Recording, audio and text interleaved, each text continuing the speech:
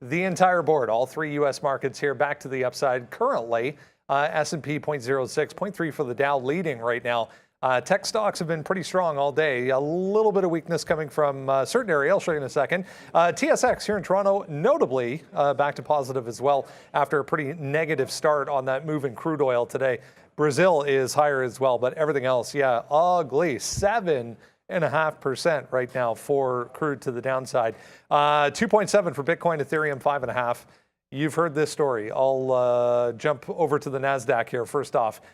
This is the software group actually leading to the downside today.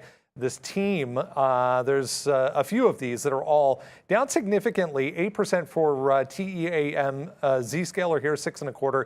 Datadog down as well, 5+%. But everything else is what I wanted to mention. Everything else, not bad actually, getting better in fact as we go through the afternoon here. Micron up 2.8%, Skyworks up 1.7%, PDD 3.6. A few other names popping up as well, 3.25 here for Lucid as well. Pretty positive afternoon for Lucid, having a good day. There's Apple down there, just a monster right out of the gate this morning. 2% for Apple still at this point this afternoon.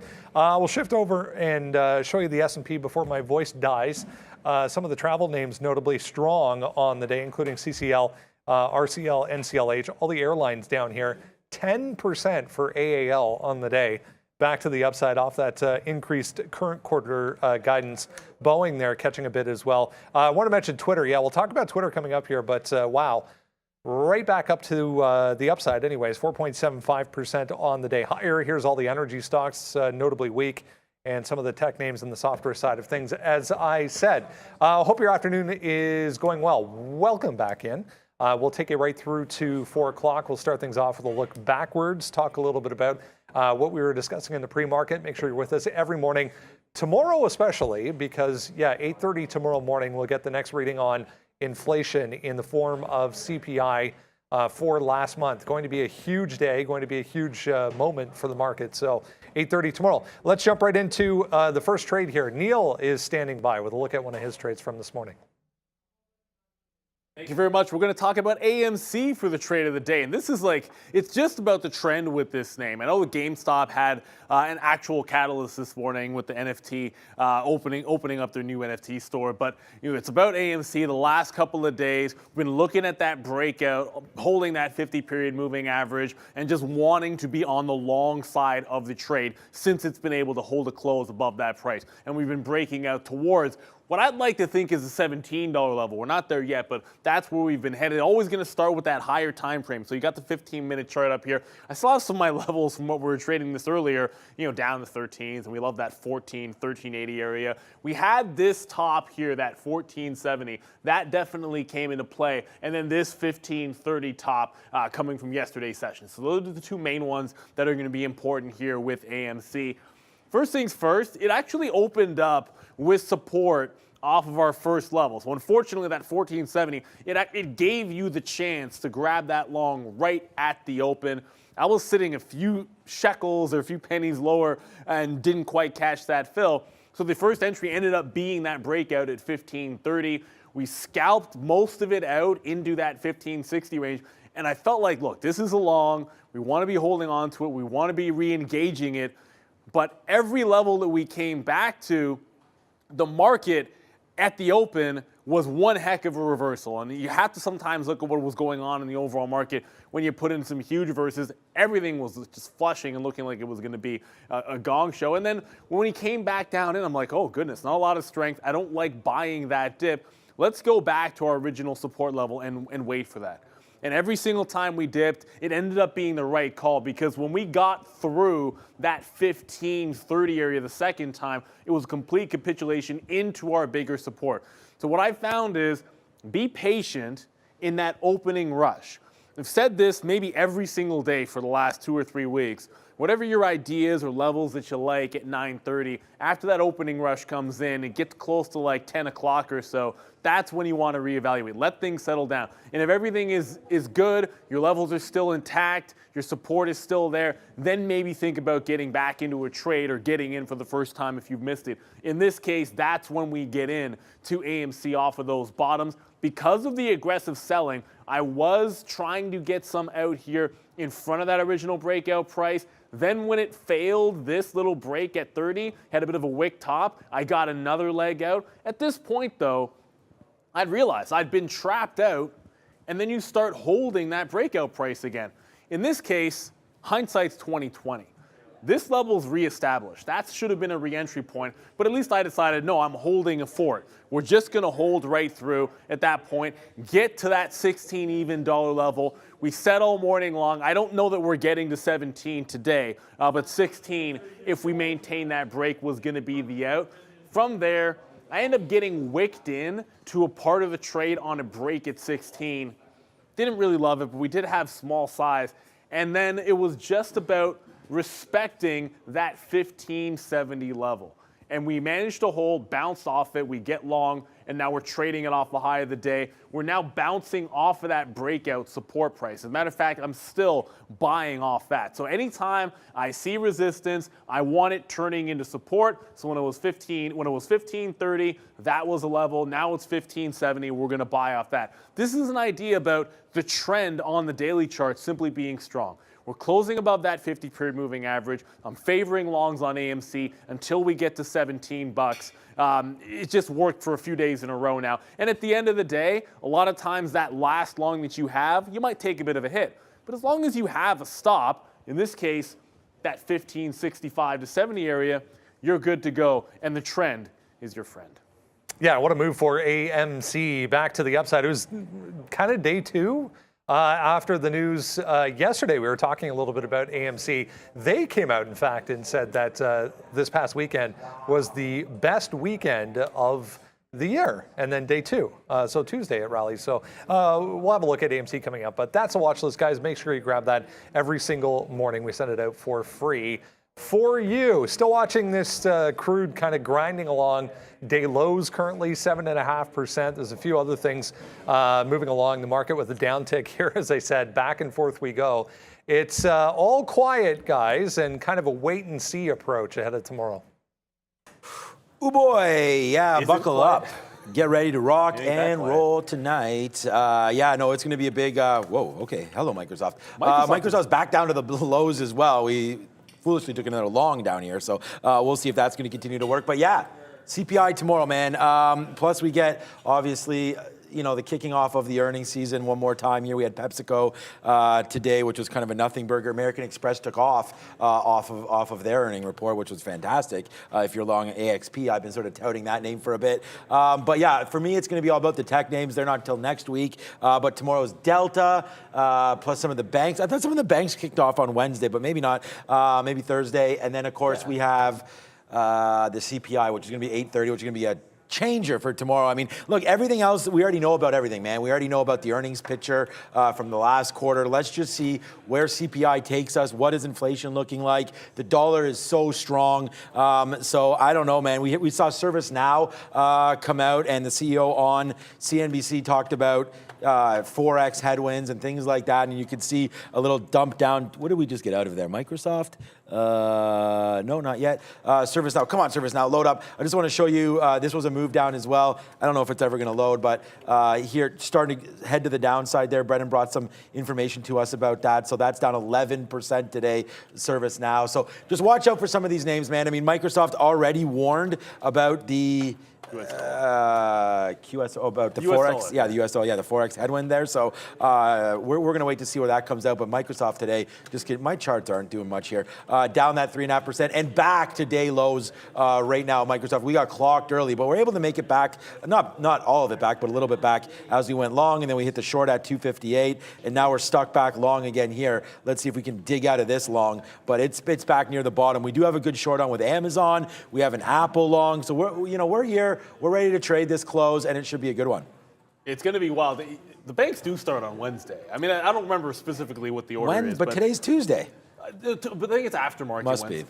Or maybe it's in the morning on Thursday. But either way, it's after the close Wednesday. I think we get the banks. I'm in that 58 Microsoft, and it's breaking the lows. I'm going to give it some room because we talked about this morning that I thought support was like at that 54 range or closer to it. So at least 55, I think is going to be the exit for these shorts. It's actually getting to that low of the day, but it's It's been a difficult ride for this name in particular, but Salesforce was, I want to say equally as bad, but that was one name. It's kind of mirroring Microsoft, and everyone's been following that US dollar, and then two companies that guided poorly, or at least gave the reason for their dropping their guidance was a strong USD. You'll see both of them kind of mirroring, except for now.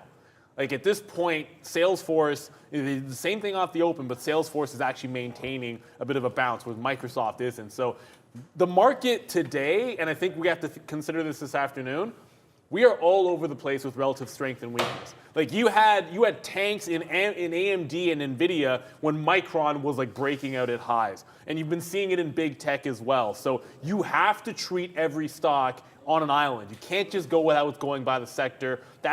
Today, it's more true today than any other day that I've traded in 2022, where you just have to be looking at each stock on an island. Good point. Yeah, just double checking, guys. Yeah, it is Thursday, Friday, which is kind of strange. Thursday and Friday morning, we'll get all of the banks. So kicking off Thursday. There was this note as well that came out over lunchtime, just talking about the relative strength here throughout the quarter, and then also specifically today. So you can have a look at some of these on an intraday basis here. Wells Fargo up 0.9%, trying to hold $40 right now. JP Morgan was having a nice day. BAC, Citi as well, all positive on the session. But yeah, a little bit of relative strength here for the banks ahead of Thursday, Friday. Yeah, right. Look, I'm glad to see it because one of the things that we sort of talked about, well, this morning we talked about it, was hoping for some strength out of the banks. And today, we're flat in the ES, and we're flat on the NASDAQ. So I was about to say, so in a down day, I'm happy to see JP up 1.5 and the bank's looking strong, but it's not really a down day. It will feel like a down day depending on what you're looking at today. So I'm looking at Softy and NVIDIA and some of the chip names and saying, oh man, it feels like we're pulling back here. But then you have the travel being so strong, you have the banks being strong, you have random EV names going crazy like Lucid. So again, it's a stock picker's day. That type of market, but I'm happy to see these start out positively. That being said, like you look at it, pretty much it doesn't really matter which one, whether it's JP Morgan, you probably look at Morgan Stanley or any of the group, and they've just been in this long, don't zoom out too far, this consolidation, and we're probably going to break away from it. What you want to see is a reclaim of the 50 period. That's the kind of momentum you're looking for. We've tried to bounce, but this has been just rejection after rejection to break the trend on the banks, and they've been beaten up. I feel like they're starting to get to be a value. There's just no ignoring the fact that if we get a recession, that's not necessarily good for them. So that's going to be weighing. I think the numbers will be fine overall. Almost everybody reaffirmed their dividend after the stress tests. Not reaffirm, what am I talking about? Raised their dividends almost across the board. Morgan raising their dividends, looking pretty good.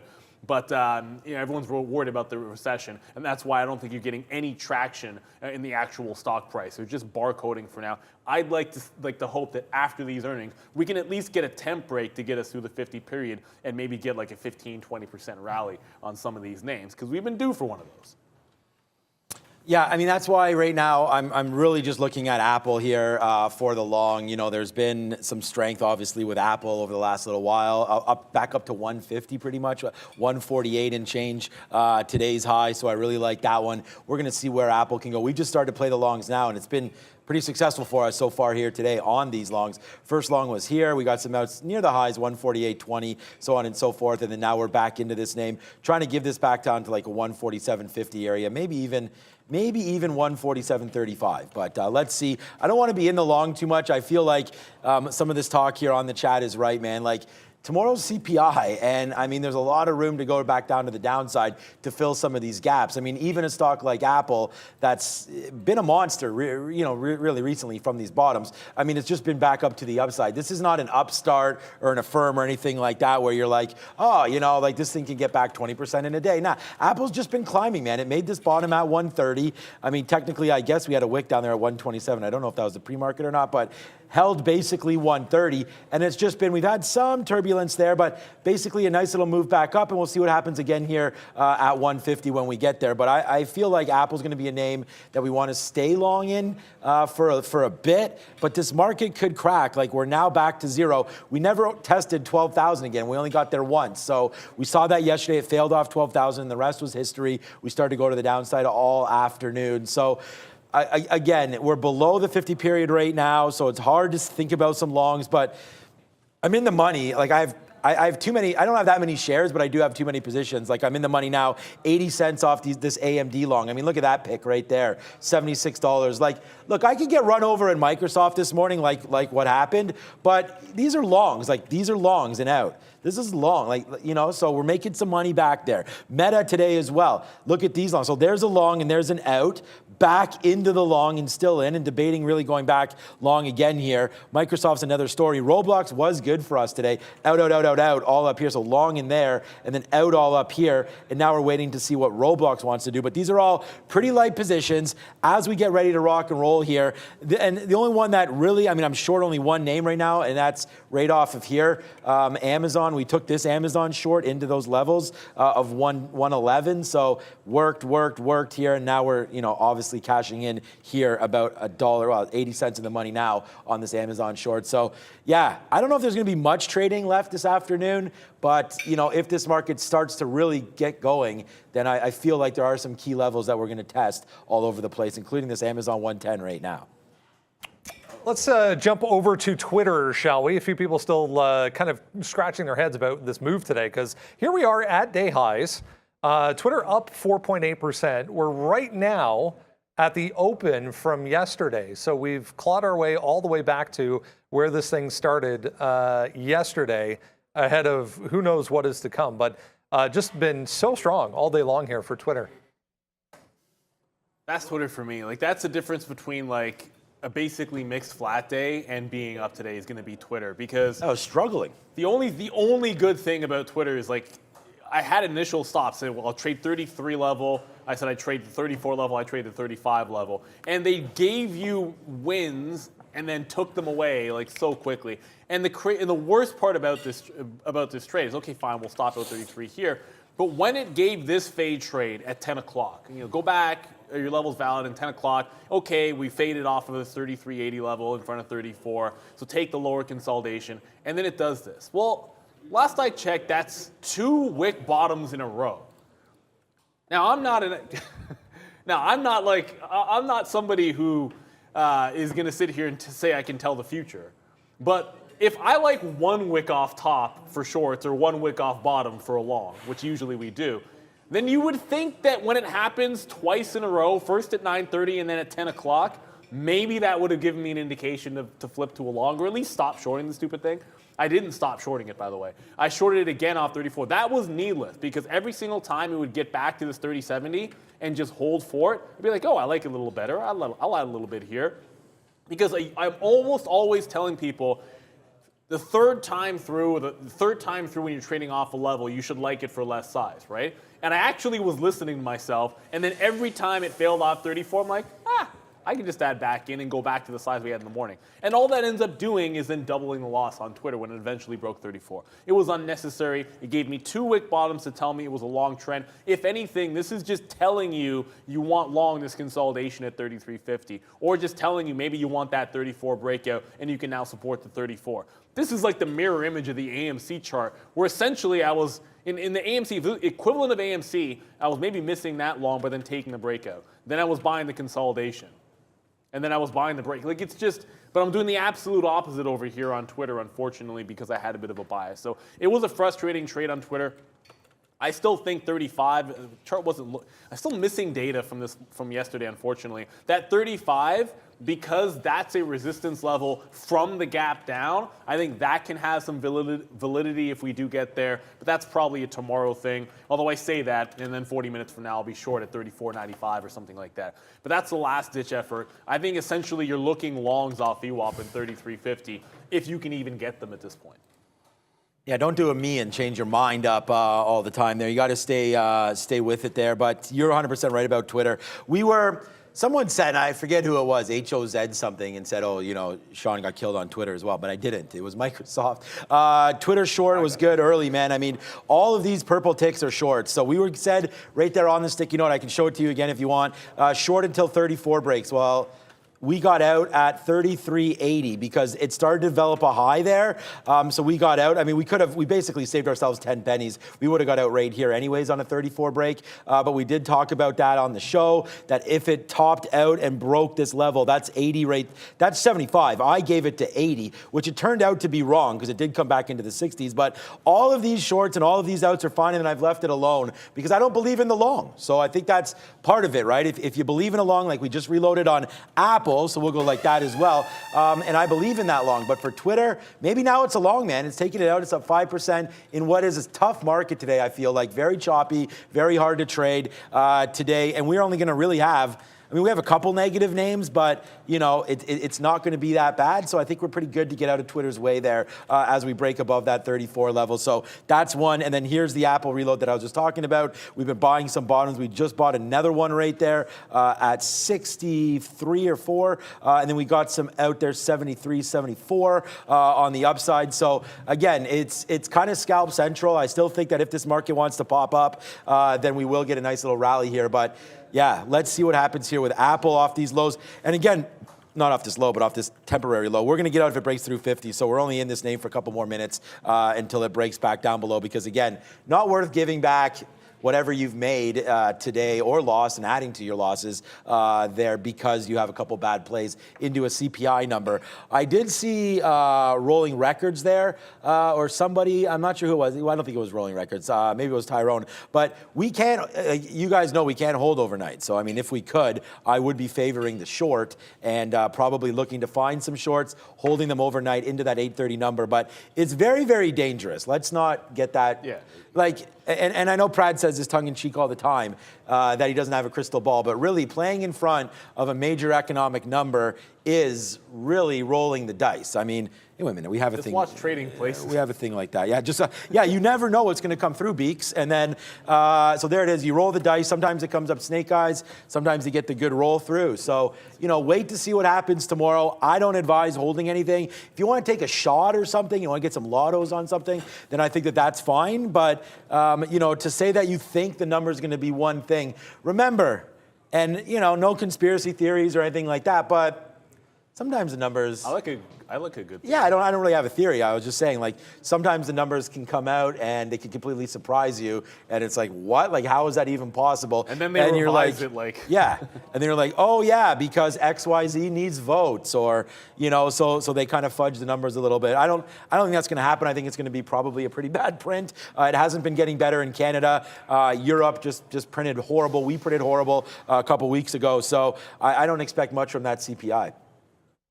Yeah, well, get that again, guys. Tomorrow, 8:30, ENDP. Big mover right now to the downside. There's some bankruptcy chatter floating around right now. A little penny stock, but a heads up. Endo Pharmaceuticals talking some bankruptcy. I want to mention this. We'll talk about Gap here in a second, but just a heads up on this as well, if this window will open for me. There we go. Morgan Stanley expecting GE to lower their full year forecast. So anyone looking at GE, watch out for that. Gap, yeah, the current CEO out, new one has been appointed. Gap was on watch this morning as well. You know what's hilarious? And it's not hilarious. It's just the two stocks that were off the open, probably the easiest longs. And I mean, outside of Boeing, I suppose, although we weren't looking at Boeing. Gap and Peloton, like two names that you'd probably tell yourself, okay, getting absolutely beaten up. But sometimes the line, if it doesn't break the low, there's only one place to go. So I know you had this one probably at a better price than me, because if you just, all you had to do was stand in front of $8. I always try to do that whole thing where catch the bounce. So I caught the bounce off $8 and you paid to $8. It was bounced off $8 so fast. The only way you're getting it, I think, better than 05s or something would have been to just be sitting in front of that bid. So it bounces off 8, it breaks that low at 810, comes right back, snaps to 810, and then off to the races. I covered it thinking it was going to start flushing again at 840, and we're still at the highs of the day. Now it's down 3%. But sometimes something's just been beaten up so much and ridden through the ground that there's not enough momentum through here, right? Like, what are people selling still? It happened in Microsoft today. Like, the names that have been holding up are starting to sell off a little bit bigger. And then when you get to these bottoms, sometimes there's just no room to go. And on top of that, When you do a corporate shuffle on a company that does need to find a new direction, it's not always considered a bad thing. So the long work done gap, it was a similar one in Peloton. Peloton just cutting some costs by, I guess, taking it one step further. They had a deal with that company that they're outsourcing their production to, but now they're just doing all of it in theory. So they're trying to cut costs. They're trying to go a new direction. Both these names caught good bounces when you thought it would be abject disaster. Just wish I would have held on to it. It just didn't feel like the right move this morning when other things were selling off. And you're still at these highs. As a matter of fact, Gap's a name that could be breaking out of the high, like a triple top here in the afternoon. It's only pennies away. Look, Gap we're long at $8. I mean, it's about as simple as it could be here. Where's my? I was looking at GE there. I like that call. This could be another one of those trades, man. Yesterday we had the top of the day on Twitter, and look what we have right now, and we're still in it. So we still have this GE trade, and again, or it's a GE. Yeah, I was looking. I don't mind that. Brendan, you said that they were talking. It was a downgrade for GE there. Yeah, so I'll have to look at that. But here's GPS, man. We said long. Take a long after we break down, right? So we like that. We broke down to $8. Exactly what we thought. Go long. Go long. Go long on GPS. So I actually even said 940. It might look like a good long. When did I get this long in? Like 9:36. So not only did I almost call the minute that I would get the fill, and I wrote that thing at like 8 o'clock, so almost to the minute. I thought that it would break down into $8. That's exactly what happened. We have an 8:01. I would have been pissed off considering the mood I'm in right now if I would have missed that, but well, I wouldn't have known about it. So anyways, a nice move back up there. Now at the high of the day, 55 cents in the money now on GPS. So that's going to be hopefully a banger of a trade the rest of the day, and we'll see if it just keeps on hitting these highs, man. It's already been up here once. I'm not going to drop it at this point. I mean, maybe if you take down, if you're still long with me, maybe 840, 842, something like that, to the upside goes GPS. So that would be something that I look for if I was in this, some serious shares. We're still in it, but we did, once this came back up here to 820, some of these pre-market highs, we did have a decent position, so we got out. There's an 830, and now we're going to hold, I guess it's like 20% of this position and see where we go now, taking out some of these highs. So, if you're nervous about the market with that CPI print coming through, you can get out of this if we take out a 40 level or something like that. But GPS, man, I told everyone in the morning, sometimes we're wrong, sometimes we're right, but I was like, new CEO is a great thing. She's ran this company into the ground here. I mean, is she getting compensated on puts or something? This is just straight fire trash to the downside there for Gap. So, and again, part of it is not always the CEO's fault, but this is a big move to the downside. Fresh blood, probably a good thing for this. So let's see what Gap can do, but definitely a nice trade there today. I want to mention, we'll get to Microsoft here, but here's that note. Morgan Stanley guys on GE, lower full year forecast expected. Again, Morgan Stanley saying that on GE. Microsoft, there was an early note this morning. It was about 1 a.m. It came out from Bloomberg talking about this minor move to get rid of some certain positions, but then they also said that they were going to increase headcount by the end of the year. So the company actually came out and said something about that later on. That seemed to kick off. I was watching Rivian there as well. There was a volume spike on Rivian on a note about reducing their workforce as well. But anyways, Microsoft was very, very weak right out of the gate this morning and seemed to be on that. So quickly, I'm going to get to Microsoft in a second. I never heard of it. That GE, by the way, I see that. I'm looking at it barcoding off the top. I actually want to fade GE off the high of the day. If there's any kind of pop into 64.50, and I'll play the short and just give it to the high. So I'm sitting on the offer at, I think, just in front of 64.40 and risk like 20 pennies if it gets up there. It's not moving. And if the market rolls over here, I can think of reasons why a strong stock can go down. Microsoft, it opened up with, I'll go to the higher time frame here to show you. It opened up with that strong support, that 262 from yesterday. Look, we like the support level. It's going to come there. I'm going to test it. Actually, a couple of times I tried to grab that long. It bounced twice. This is my 15-minute. On a 15-minute chart, it doesn't even look like it paused there. And then it just absolutely sank. Doesn't really bounce until it gets to 56, which is right in the middle of a big, almost a big-ass chop zone. It was a big-ass chop zone. And then it comes right up to this 258.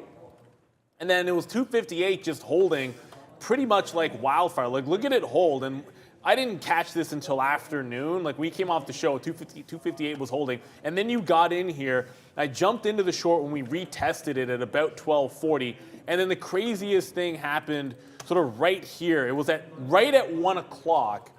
It came through that 258, ran all the stops, got about 25 to 30 cents, and then flushed right back below 258. So it put a wick off top there, which just screamed re-enter in front of 258, been holding it ever since. I did scalp some out, but when it's going your direction, you've got to try to hold. Now it's breaking low of the day. I'm shooting for a 255 break. At this point, I'm putting a trail into 56. If 55 breaks, I'll probably tighten that trail up and just see how far it can go. 54, I think, could be some support on Microsoft. I was surprised by how weak the stock was. At one level I liked to the long side. It put up zero fight at that price level. I don't really have any note. 54 is about the only thing I can look at on a higher time frame and think maybe we can bounce there. But Microsoft's giving it up a little bit. It's the weakest big tech name, and it's definitely dragging the index down. If Microsoft wasn't doing this, we'd be talking about the green day we'd be having in the market if it wasn't for Softy. Yeah, I think definitely on that one. I mean, I can't believe how far Softy fell there. We had that short. I got out of them all. I know Neil's still holding a small piece there on Softy, but whoops, there it is right there. So we had that exact short, and then I was saying that I went out and got ticked out there. I just went out to grab a coffee and got ticked out, and then now it's all the way back down to the downside. So this is my number one stock to the downside here. It's been like that. We just kept on buying all the way down, and then just couldn't believe how much this thing was falling when the market really wasn't doing anything. But yeah, wow, Microsoft just continues to get absolutely clobbered down there, down to that downside. I don't really know why this is so specific to this name today. But again, they've already sort of told us about some of the headwinds that they have as far as Forex. So I believe people are just getting it out ahead of the number. When they reported this the first time, it went down to that 240 mark. So maybe that's going to be where we stop here on Softy. But I don't think you're going to be wrong shorting this name really on any pops. I mean, it's just been straight to the downside there for Microsoft. I mean, Amazon right now, this is what I mean. Like, look at Amazon, only down 1.5. I think Amazon's a hell of a lot worse shape right now than Microsoft is. But what are you going to do? That's been a nice little move down and sort of respecting some of these bottoms. So sometimes you got to trade. Not sometimes. I mean, really trading. Trading is really all about trading the names, the right names. Like, you could be short, long. It doesn't matter. Like, every day there's going to be a different mover and for different reasons. So today Microsoft was definitely to the downside. And the thing about it, the reason why I'm the most upset, first of all, we just held Apple and that went down. So there we go again. Like I said, we're not at the lowest point we were even at. We made a lot of money back here today, but you could see right here. Maybe I could take these off. Hold on a second. Let me just take these fills off quickly so you can see how ridiculous this chart looks. But you see, when it started off here at 266 and fell all the way to 262, that 262 was a very key level that we liked, right? That actually goes all the way back to yesterday. That's 262 right there off the open. So when that fell in today to 262 right there and then ripped back up, like that fall down there out of nowhere, I was like, what? I don't even understand. And it just kept on falling. So that moved back up and then cascaded to the downside. When something was wrong there and it seemed a little fishy, that should have been the key there instead of trading this more and more. But you could see Microsoft. Look at the candles here, man. You don't have a green candle. It's not done to. There has to be, Brendan. There has to be something on Microsoft. This is just like my AMD trade is 70 cents in the money now and going back up to the upside. Like all these other, it doesn't just put a big candle. It doesn't even Amazon. But like look at Softy, and we don't have other than Morgan Stanley. Like we get upgrades and downgrades every day. So I don't know. But anyways, it's a big move to the downside there on Microsoft. I guarantee you we're missing something on this, but it's a big move to the downside. And very quickly here, we'll just have to wait. There was just a huge, a big volume spike, not huge, but the biggest volume spike this afternoon on NVIDIA off that 153 level right back into VWAP. 153 has been a huge level here on NVIDIA. It looks like it's going to be, look, the market just rolled back to the downside, so I kind of feel like these shorts are going to come into play. The only longs I have AMC, but GameStop has been stupid strong. And I just wanted to point something out because someone said GameStop making another press up. GameStop has consistently rejected the 200 period moving average. And I'm talking about like on a dime. Every time it's wicked up there, it's like rejection, rejection. And we're very close to it now. It looks like 144, 145. That's your band. It gets to that price, and then we just turn around on a dime. So a couple of dollars from here, and I just think there's going to be a short in GameStop. And that might get me away from reloading AMC because this one's running out of steam itself. Like look at the pullback that AMC just did with the rest of the market. I'm going to zoom back out here. I'm on this bid in front of VWAP. I don't know that I want this anymore. If we can bounce off it, get a consolidation, the market bounces a bit, then I'll try to buy it on some strength, but not catching the falling sword, which I was doing earlier. Like I was catching some falling swords on the way in because I really liked it. Not anymore, man. This is too weak. And like you said, Sean, maybe we're just risk off into CPI tomorrow, and we don't need to catch too many falling swords. I was going to mention NIO here, guys. It was trying at least to hold up better than the rest. There was a note on XPEV as well, XPeng on their financing. They secured some more financing, but this was the latest, or the last anyways, note from Reuters. And I mean, they were pointing to that same thing as well. Microsoft down on the company saying it will let go a small number of employees, but then again, they said by the end of the year, their headcount will actually be higher. So anyways, Chinese EV makers trying to break downside of the range as well. NIO came out with a response yesterday again to that short seller report from back in June. Had a big down day yesterday, but holding some levels here today. Yeah, look, the one that Neo held that matters is $20, and sometimes it's gift wrapped for you. I thought I had a bid down there. It's just sometimes you lose track. And again, at 10 o'clock, like we say, look back at 10 o'clock in this market because you would have missed the breakout at 9:30 if you didn't just have it set for 2050, and then it bounces off of 2004. And then off to the races. It's strong, but again, starting to roll over, and it's across the board. XPeng, they got some financing. They're going to do robots like Tesla is. So that's part of the reason for their financing. I think the interesting names might just be whether you want to look at Rivian or I think you mentioned Lucid there, Brendan, but Rivian up, and I think there's some call buying that caused a spike when we got to close to 1 o'clock here, or sorry, close to 2 o'clock, and then breaking out. So not much is at the high of the day. And we showed you GameStop there, showed you GE, which I couldn't wait. I just took some GE shorts when it took 64. If the market's coming down, I mean, full year forecast lower at the high of the day. I don't know. It's hard not to like some piece of the pie for a short in GE there. So I just jumped into there off that 64 break. But Lucid looks nice and strong. If the market bounces anywhere, here's a stock breaking out, double top. We're now looking at is trying to get back to these 20 highs. Not a bad look, bouncing off the 50 period moving average. So there is some juice to it. Now we did sell off pretty heavily at that top above 20, but there's still room before you get to that $20 level. If the market catches the bid, this might be a name that I like to that long side that isn't a meme stock. Like an AMC, if we get strength, or I can't say GameStop because I wouldn't buy it this close to that 200 period moving average. I just feel like there's going to be sellers at that price.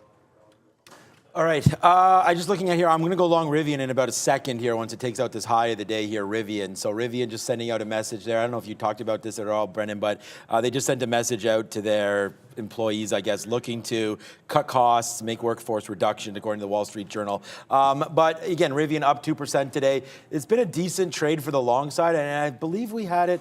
Yeah, it's not going to show yesterday. My trade from before, but that's Rivian coming through there. We just got long on Rivian, so I don't have my ticks on here, that's why. Okay, so we are now long on Rivian here, and let's see where we go. So, all right, there's Rivian taking out that day's high, and again, if you look here on the daily chart, we're above the 50 period, so that's a check mark for me. And then right now, just taking out, and again, this is just going to go back, today's the 12th, so you go back into the 11th, where this was the high as well. Yesterday, I mean, we made a high off the open. I mean, first of all, it's a crank to the downside, so that's fine. But it didn't break back through this level, 30.60 all day. So let's see, it looks like that high from yesterday was I mean, not the high, but this little level right there was 67. So let's see if that can hold out here for Rivian. If the market rallies, I don't mind this name long side. So there we go into this trade now, Rivian, with a good position. I mean, I like this. Let's see if it can hold this 50 period. You see how it's just riding to the upside. 50 period coinciding with that little dip down by zone either as well. Sorry, so 30-40, break a 30-40, and we'll get out of this trade. So I think this is well worth the risk, man. Maybe we run to $31 here on some news for Rivian. So let's see if that can get going upside now. Maybe Morgan Stanley can upgrade Rivian and then get this one going. So 30-40 is going to be my out. New position alert for Rivian, Brendan. Yeah, Morgan. Oh, sorry. I didn't think you. Randy was talking to me. That's okay. I was just going to mention, guys, that ENDO did bounce, or did try to bounce anyways, but still some bankruptcy rumors floating around on ENDO. RYTM, another one just popping up on decent volume as well. But some of the Chinese EV makers, guys, still worth a look to the downside. One EV name I forgot to mention, we had Canoe this morning. They had the Walmart contract. They made a move to the upside. I was looking at the daily chart, and you had this chop band here, 480 into about 5.25. And this is what we were concerned with. It was just, you can pop to the daily chart here for me, guys. Bod? Okay, can we get the daily chart for a quick second? Yeah, it was just this channel right here, 480 into about 525. Once it failed in that price, as you can see, it wick up to 580, and then I was just looking for that short when it got back into 480, worked it down to 420. Once it broke the bottom of the channel, it's now a short beneath that $4. So I did get a reload while we're on here in front of 4. I'm still looking at that 350 from this morning as an out. We still think that's a good price. Well, I still think that's a good price to get out of this thing. We had a breakout early this morning off of that 325 to 340 area. So if it gets to 350, I do want to take some out there. Like we just said, some of the chip names have been weak. I just talked about NVIDIA off that 153. It is worth mentioning two things. One, AMD actually broke back out above 77, getting really close to that high, while NVIDIA still rejected that 53. And Micron, we say every stock is on an island today. Micron just retested 60 bucks, and there's one level to look at a Micron today, and I just missed it. Went right back up to the 60 level, got to 60.08, wick high, and then hard rejected this. So suffice to say, I want to be short Micron. I'm just not sure where I'm going to be able to pick this thing up, because that was your level there at 60. Now I have NVIDIA, and I'm short across the board with the exception of AMC here, but this is one we need to get. I mean, Micron was relatively strong, wick top through 60 there. I think Taiwan reports tomorrow, I want to say. Is Taiwan semi tomorrow? Or? No, we would have had, unless it's tomorrow night. I mean, we would have had it on our board. Okay, maybe I don't know. I thought they were this week. Anyways, it doesn't matter. But either way, that 60 level is just a gigantic one. You've seen on huge volume, it just rejected a wick off top. I don't want to chase it too far, but maybe the 59, 75 to 80 range is worth the risk to reward. And yes, that would put me short multiple names in the space, but Micron's been doing its own thing. And I know where my out would be. It's right up at that high of the day at 60.08. All right. Yeah, so I just, one trade that's going to come through, which it's going to be kind of iffy because I'm also long Rivian. So, but I'm thinking about a short here on AMD, man. I mean, it had its high take there at 77. We are still working on Tuesdays with Tony, but unfortunately right now we are having the same, not PC issues, but we got to make sure that we all log in properly out here on the floor. So Tuesdays with Tony, temporary delayed, new start time 3 p.m. for Tuesdays with Tony, hopefully. Okay, so, oh, did I get short AMD now? No, I'm not. Okay, so we're out of AMD. That's fine. We had this long down here at 76. That was absolutely fantastic. We're going to look short right now if we break below. So we got to break below that level right there, 60, right into there. If we could do that, then I like the short in there for Microsoft, for AMD. When I say short, it's Microsoft just works out. But right into there, you know, you have a 50 period of 80, so that'll give us about 20 cents worth of space. We won't give it all the way to the upside. And again, just because it's just so choppy right now, like the market doesn't really know what it wants to do other than just keeps like higher high, lower high, lower high, lower high, lower high again right there. So potentially it wants to make moves to the downside. It's just all these little bump ups, like see now one's happening right now again, trying to bump back up a little bit. So, you know, you got to be really, really careful with what you're doing. Like Rivian just went against me 10 cents. Now it's back 5 cents against me. So, you know, back and forth here with some of these names. Just be careful. I really feel like, you know, that's why we were short that Microsoft at 258 and things like that. It's like you got to wait for key levels to come through. And hey, if it doesn't on AMD, then it doesn't, and I don't have to get into that. So maybe the market will rip up the rest of the afternoon here, but for right now, we're in a little bit of trouble in the market, I feel like, as we're red heading into tomorrow's CPI. Was really hoping that we'd have some nice upside moves there, but now we're out of AMD, and then we're just going to watch this thing climb. Meta is $1.50 in the money. That might have been a good little dip by there at VWAP of 164. That's held as well. So, you know, there's some key prices here. I'm thinking like this market wants to collapse into the afternoon. So, you know, I don't have strong conviction on it. Otherwise, I'd be net short when I'm net long. But, you know, looking at some of these levels, I just would love the opportunity to get to buy something like a Meta or something down here near 163. It's just with 245, with an hour 15 left in the day before CPI, we might not get too much action here in the market. So let's just wait, be as patient as we possibly can. Thank you everybody for watching. Now's no better time than ever to hit the like button, because I'm seeing it right now. Tony's here. How did the poll go? He's ready to go. I don't know. I mean, because it's on another stream. Brad was, I'm not sure how the poll went, but what was it? Wasn't it? There was a poll in the morning. One? There was a poll in the morning show, and it was whether Brad should re-dye his hair, dye his hair again. And last I checked, it was like 67%, which is disappointing because I thought it should be 95% that he should do it. Like, who's the third of you guys that don't want to see Brad dye his hair again? It doesn't even make sense to me, but maybe we should put it up again here for the afternoon show. He talked trash Was this there morning. a color that they were thinking? Well, red. Red. Yeah, let him dye it red like the shirt he's got today, because he always wants to go short. So that might makes be a lot of scary sense to thought me. right there. I think Brendan has a name for us here. RYTM, I just saw popping up here. You'll see on volume on a big breakout. There was news actually aftermarket yesterday on this thing, but big move today anyways, just breaking through. $6 back to the upside for RYTM. Also saw DWAC is just popping up on a volume scanner as well. The rhythm is going to get you. The break at $5. That's a great... That company better actually be called Rhythm something. Otherwise, that's pretty stupid. But yeah, this is a nice...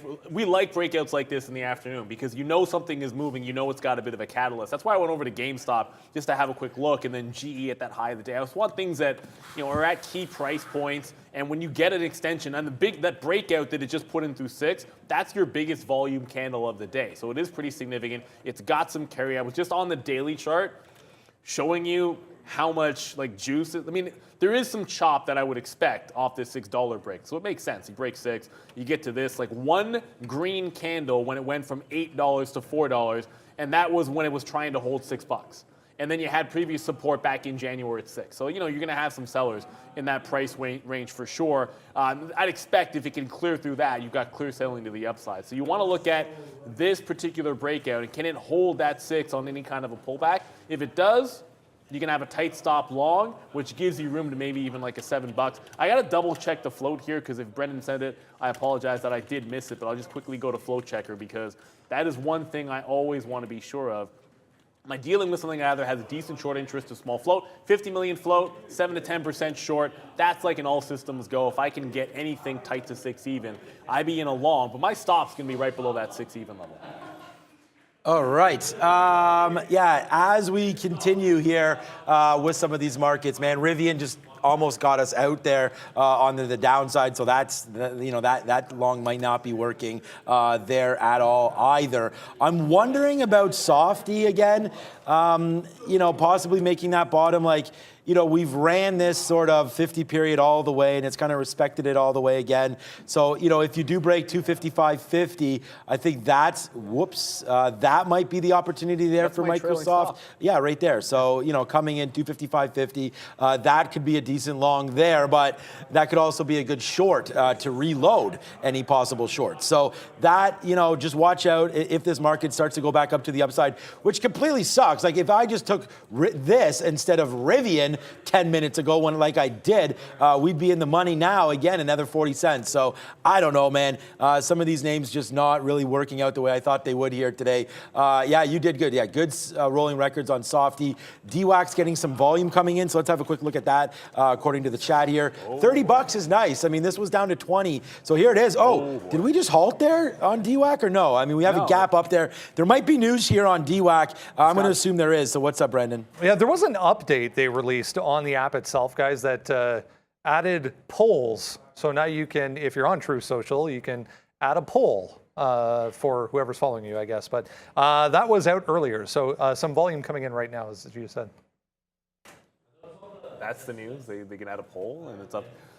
But you know what? Realistically, it's actually, it doesn't trade with a ton of volume with the spread that it has. It doesn't take much buying to move DWAC. I think that's sort of, I'm like skeptical when you see that big of a move for something like that. But it doesn't take much. We've learned that. $30 is a pretty significant level, but I traded that 30 off the open on an initial push. Sometimes let it fail first and then play the level. I'd almost prefer it to break 30 if I was looking for a short trade, which I'm probably going to be. I prefer it to break 30, trap some longs, fail at yesterday's high, and then just short it after the fact. Like, that's just a much easier play. I do believe, I mean, you said maybe 3 o'clock. I don't know if we might be ready for Tony right now, but if we're going to wait till 3 o'clock, we can definitely do that. I did want to go back over, as you said, Microsoft, Sean, I'm not making this one up. I've got a trail. My trail is in if it breaks 255.50. I'm going to definitely be getting out of this Microsoft and give up the ghost because that just put on a wick bottom. The market's trying to bounce. It's down 3.5%. Like, at some point, this thing catches a bid. I don't want to look a gift horse in the mouth. But we are ready for the man, the myth, the legend himself, Tuesdays with Tony. Thank you, Sean. Yo, Thank Tony, you, he's in the building right now. And I have, look, this Tony is going to be a somber moment for all of us. And unfortunately, this is not going to go the way everyone thinks it's going because of how I'm talking. But this is, unfortunately, the last Tuesday with Tony. I mean, and Tony's been working on a few things, and they're really starting to pop off. So I want to say congratulations to that. And now Tony's going to be unable to come back with us every single Tuesday because he just has so many important things to do rather than the show. So awesome. I can't even speak. Thank you, Tony, for everything you've done so far for us. And I know you're not going anywhere, so we will have you back quite often. But we had that real cool banner that we already made, and that, what do they call it, the bumper there? It was really cool. I really liked it. And I'm glad we came up with this idea. So at least it was 3 or 4 weeks of this. But yeah, sadly enough, Tuesdays with Tony in moratorium a little bit here today. But thank you for coming back, Tony. It's nice to see you. What say you? Thank you so much, Sean. And yeah, unfortunately, it will be, I think, the last Tuesdays with Tony. This is going to be the season finale today, unfortunately. I got to go back to my real job and perhaps just for a hiatus. But unfortunately, I don't think I'll be able to step foot onto this side of the office anymore as I make sure the project that we're working on the other side doesn't malfunction and loses $1 million. So I got to be there watching it the entire time, making sure everything goes all right. So unfortunately, I will be out, I think, for the next couple of weeks, but I may come back sometime. And I'll still be your bell ringer. So I'll be excited to do that. But yeah. Thank you so much again for having me today. And I wanted to ask you a few questions today. In fact, today I come on the show not to give my usual spiel, but in fact to ask you guys for some of your advice and perhaps desperately ask for some of your help. You see, I'm a man with an addiction problem. Actually, I've been part of a support group called Dip Buyers Anonymous because unfortunately in this economy, I've been buying every single tech dip I could see on some of these growth names. But unfortunately, they've just been, biting me because these names, a lot of them have been going lower and lower and lower. And if I were to put my finger on a specific sector that has bitten me the hardest, I would say it has to be fintech because I cannot stop myself from buying some of these names. Names like PayPal, giants that we've seen go up to close to 400 billion in valuation just a year ago, now down close to 80%. And it's just crazy to see how everything falls apart so quickly. So I want to ask you for your advice on a few of these companies, and I was wondering how you would day trade them and whether or not you would hold them in the long term. And so the first, I guess, sector or industry I want to talk about is Afterpay. And I know the most popular name in this company, or in the sector, I should say, in the markets is Affirm. We also see some other companies like Klarna, but I don't think you'd be surprised to learn that yesterday they raised a new round of equity at an 85% discount, and this was in the private markets. So you can see that this turmoil is not just related to publicly traded stocks, but the entire sector. So for Affirm, I'm wondering, have you guys ever used Afterpay, and would you guys ever hold Affirm in your long-term accounts for the next couple of years? So a few things. I've never used buy now, pay later. So like it's one of those things. I just haven't. I understand it's popular, and you do want to sort of look at this sector and parcel some of these fintech names away from each other. You always have to pay attention to Klarna when they raise, because that'll tell you a bit about what's going on with the firm and the entire space. Some of the best growth and where the money is new coming in to buy now, pay later is actually with business to business. So like small business lending and being able to pay in installments. That's actually a big deal there as far as the consumer. So that hurts a firm because they're not expanding into that phase. Now, a couple of things about them. We'll get to PayPal in a second. A firm's not making money. And then you throw in the fact that we're in a rate raising environment and a recession. They still trade, I think, 6 times sales. Like sales and not making money. Not 2, not 3. And there's names in the fintech space that are like 1 or 2 times sales and not making money, which is sometimes not that bad of a level. So there's reason to believe that a firm could certainly travel lower. Do you trade it? Yeah, absolutely, it's worth it for a trade. Do I have shares of a firm? I'll tell you candidly, when the market was booming to the upside, Affirm was one of my best breakout long trades. But that was true of crap like Virgin Galactic and some other names like that. But you hold on to a piece of it just because you're up for a bunch, and it doesn't make sense to do so. So I got a little bit piece of a bag hold, and you do that stupidly when you're in the money on a stock, or when it doesn't matter because you've made money on the stock. This needs to break back above its 50. The trade here, I think you'll see on Affirm, is when, like AMC is doing right now, like you're rejecting the 50 period. Every time you break it, within a day or two, you're failing to hold above it. What I want to see is a couple of green closes above the 50 period moving average and start to gain momentum in that direction. That's your trade. As far as where you can go for owning it, I don't think we're close to even thinking about that yet, because they're just not even remotely priced at a reasonable level, and there's some bigger and better names out there in the fintech space, which I think might give you that same. I absolutely agree, and that's a great point regarding the B2B side of it. I know that Affirm is very much tied to the consumer discretionary sector. You know, when I'm buying my groceries, I don't think Affirm ever asked me if I want to pay for it later. It's usually tied to things like, I believe, clothes and other sort of bigger ticket items I've seen on their website. And so with a drop in retail spending, I'm sure Affirm is pretty much also negatively impacted. Plus, I was just remembering Apple Pay Later, I think, just debuted it not too long ago. And so the competition in this sector is absolutely huge. And there's another topic I want to ask you, and that is regarding consumer loans. One big name in this sector, Upstart. It's one of my favorites over here. But unfortunately, last week, I believe it was Thursday, they announced a cut to their revenue guidance for Q2, now lowering it to 25% to the low 200 million range, down from around 300 million, what they were originally projecting. And this was not just unique to Upstart, but I believe LendingTree as well, a loan marketplace usually for mortgages, also cut their guidance. This is not their earnings. They're warning about their earnings that it's going to be nasty out there. So I'm wondering, would you ever consider taking a personal loan in this type of monetary environment as well? Would you ever consider holding one of these loan names, I'd say, or these fintech names moving to the future? Because we've seen on Upstart here, it's been absolutely crazy. This is a slaughter, down from over $400 to now I believe it was $26.25, or close to 52-week lows after the earnings revision. Yeah, so I mean, I can try to talk a little bit about Upstart here for you. So I thought you said taking a loan to buy stock. Is that what you said? That's what I did. No, so I wouldn't do that. Yeah. No.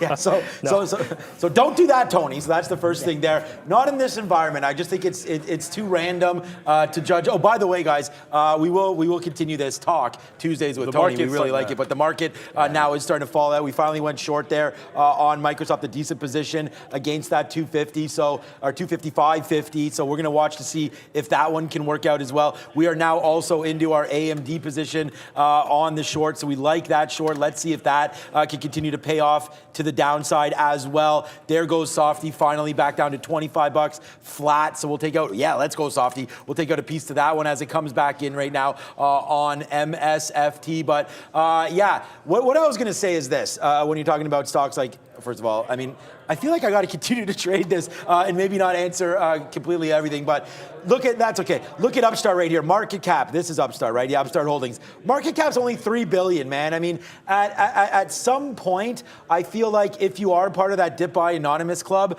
you know, you might want to tell some members on there that if you're going to dip buy, you're going to have a longer time frame, right? And it's just one of those things where you can't, now, let's go. I got to go back up to UPST. When you're looking at a stock like an Upstart, on days like today, obviously they're going to get hit. When the market's down, they're going to be a little more aggressive to the downside. And the same thing on the flip side, right? When the market is good, Upstart should be able to take back off again, especially in a lowering rate environment, right? Right now, fintech is so new that a lot of these names just were such high flyers. Can they get back to the highs? Never, okay? But can they bounce off some of these bottoms? I'm gonna say yes. And I feel like as long as your time frame, I mean, I'm hearing things, Tony, that maybe you're gonna be talking about second quarter, maybe 2023, where you're gonna start to think about possibly decreasing rates again. And when that happens, I believe Upstart is going to be a name that can take off. Not only that, at such a low valuation, and I know I say this all the time. First of all, I'm going to try to get out some more Microsoft here for 30 cents, actually. What am I talking about? A nice little win here on Softy. But there's going to be a time when a lot of these names are going to get bought up, like a Firm, like an Upstart. And I just feel like, hello, Softy, that if this market continues to go down, give me that 67s. Yeah, let's go down with Softy, down with AMD as well right now. AMD not as much as Softy, so, you know, go figure on that one. Okay, wow, Microsoft, Neil, this is absolutely collapsing here. Fall apart yes, sir. We've got that dollar now, so spin it. Thank you, Microsoft. In your face. For what you did to me earlier. But yeah, Microsoft still owns me today, but I'll be back on this name. And you can see a nice little bump up there. Let's get some more out. Long story short, Tony, I think that you have, obviously a young gentleman like yourself, you have the time to sort of sit there and wait for some of these names to come back. Now, there's no way I would take a loan because when you're starting to pay off some of that debt there, 20%, 28%, whatever it's going to be, that starts to accrue daily, and you're not going to make that money back on ups. I mean, you could make it back, but I don't like that risk for you. I don't like that risk for anybody right now. The market is in just a downward spiral. You're going to see CPI come tomorrow. I think you got to wait for the time to turn around. Now, if you're going to ask me about Apple or about Softy or about some of these other names, then I think you could start to dollar cost average even right now. But as far as, wow, Microsoft. There's 254. Yes, sir.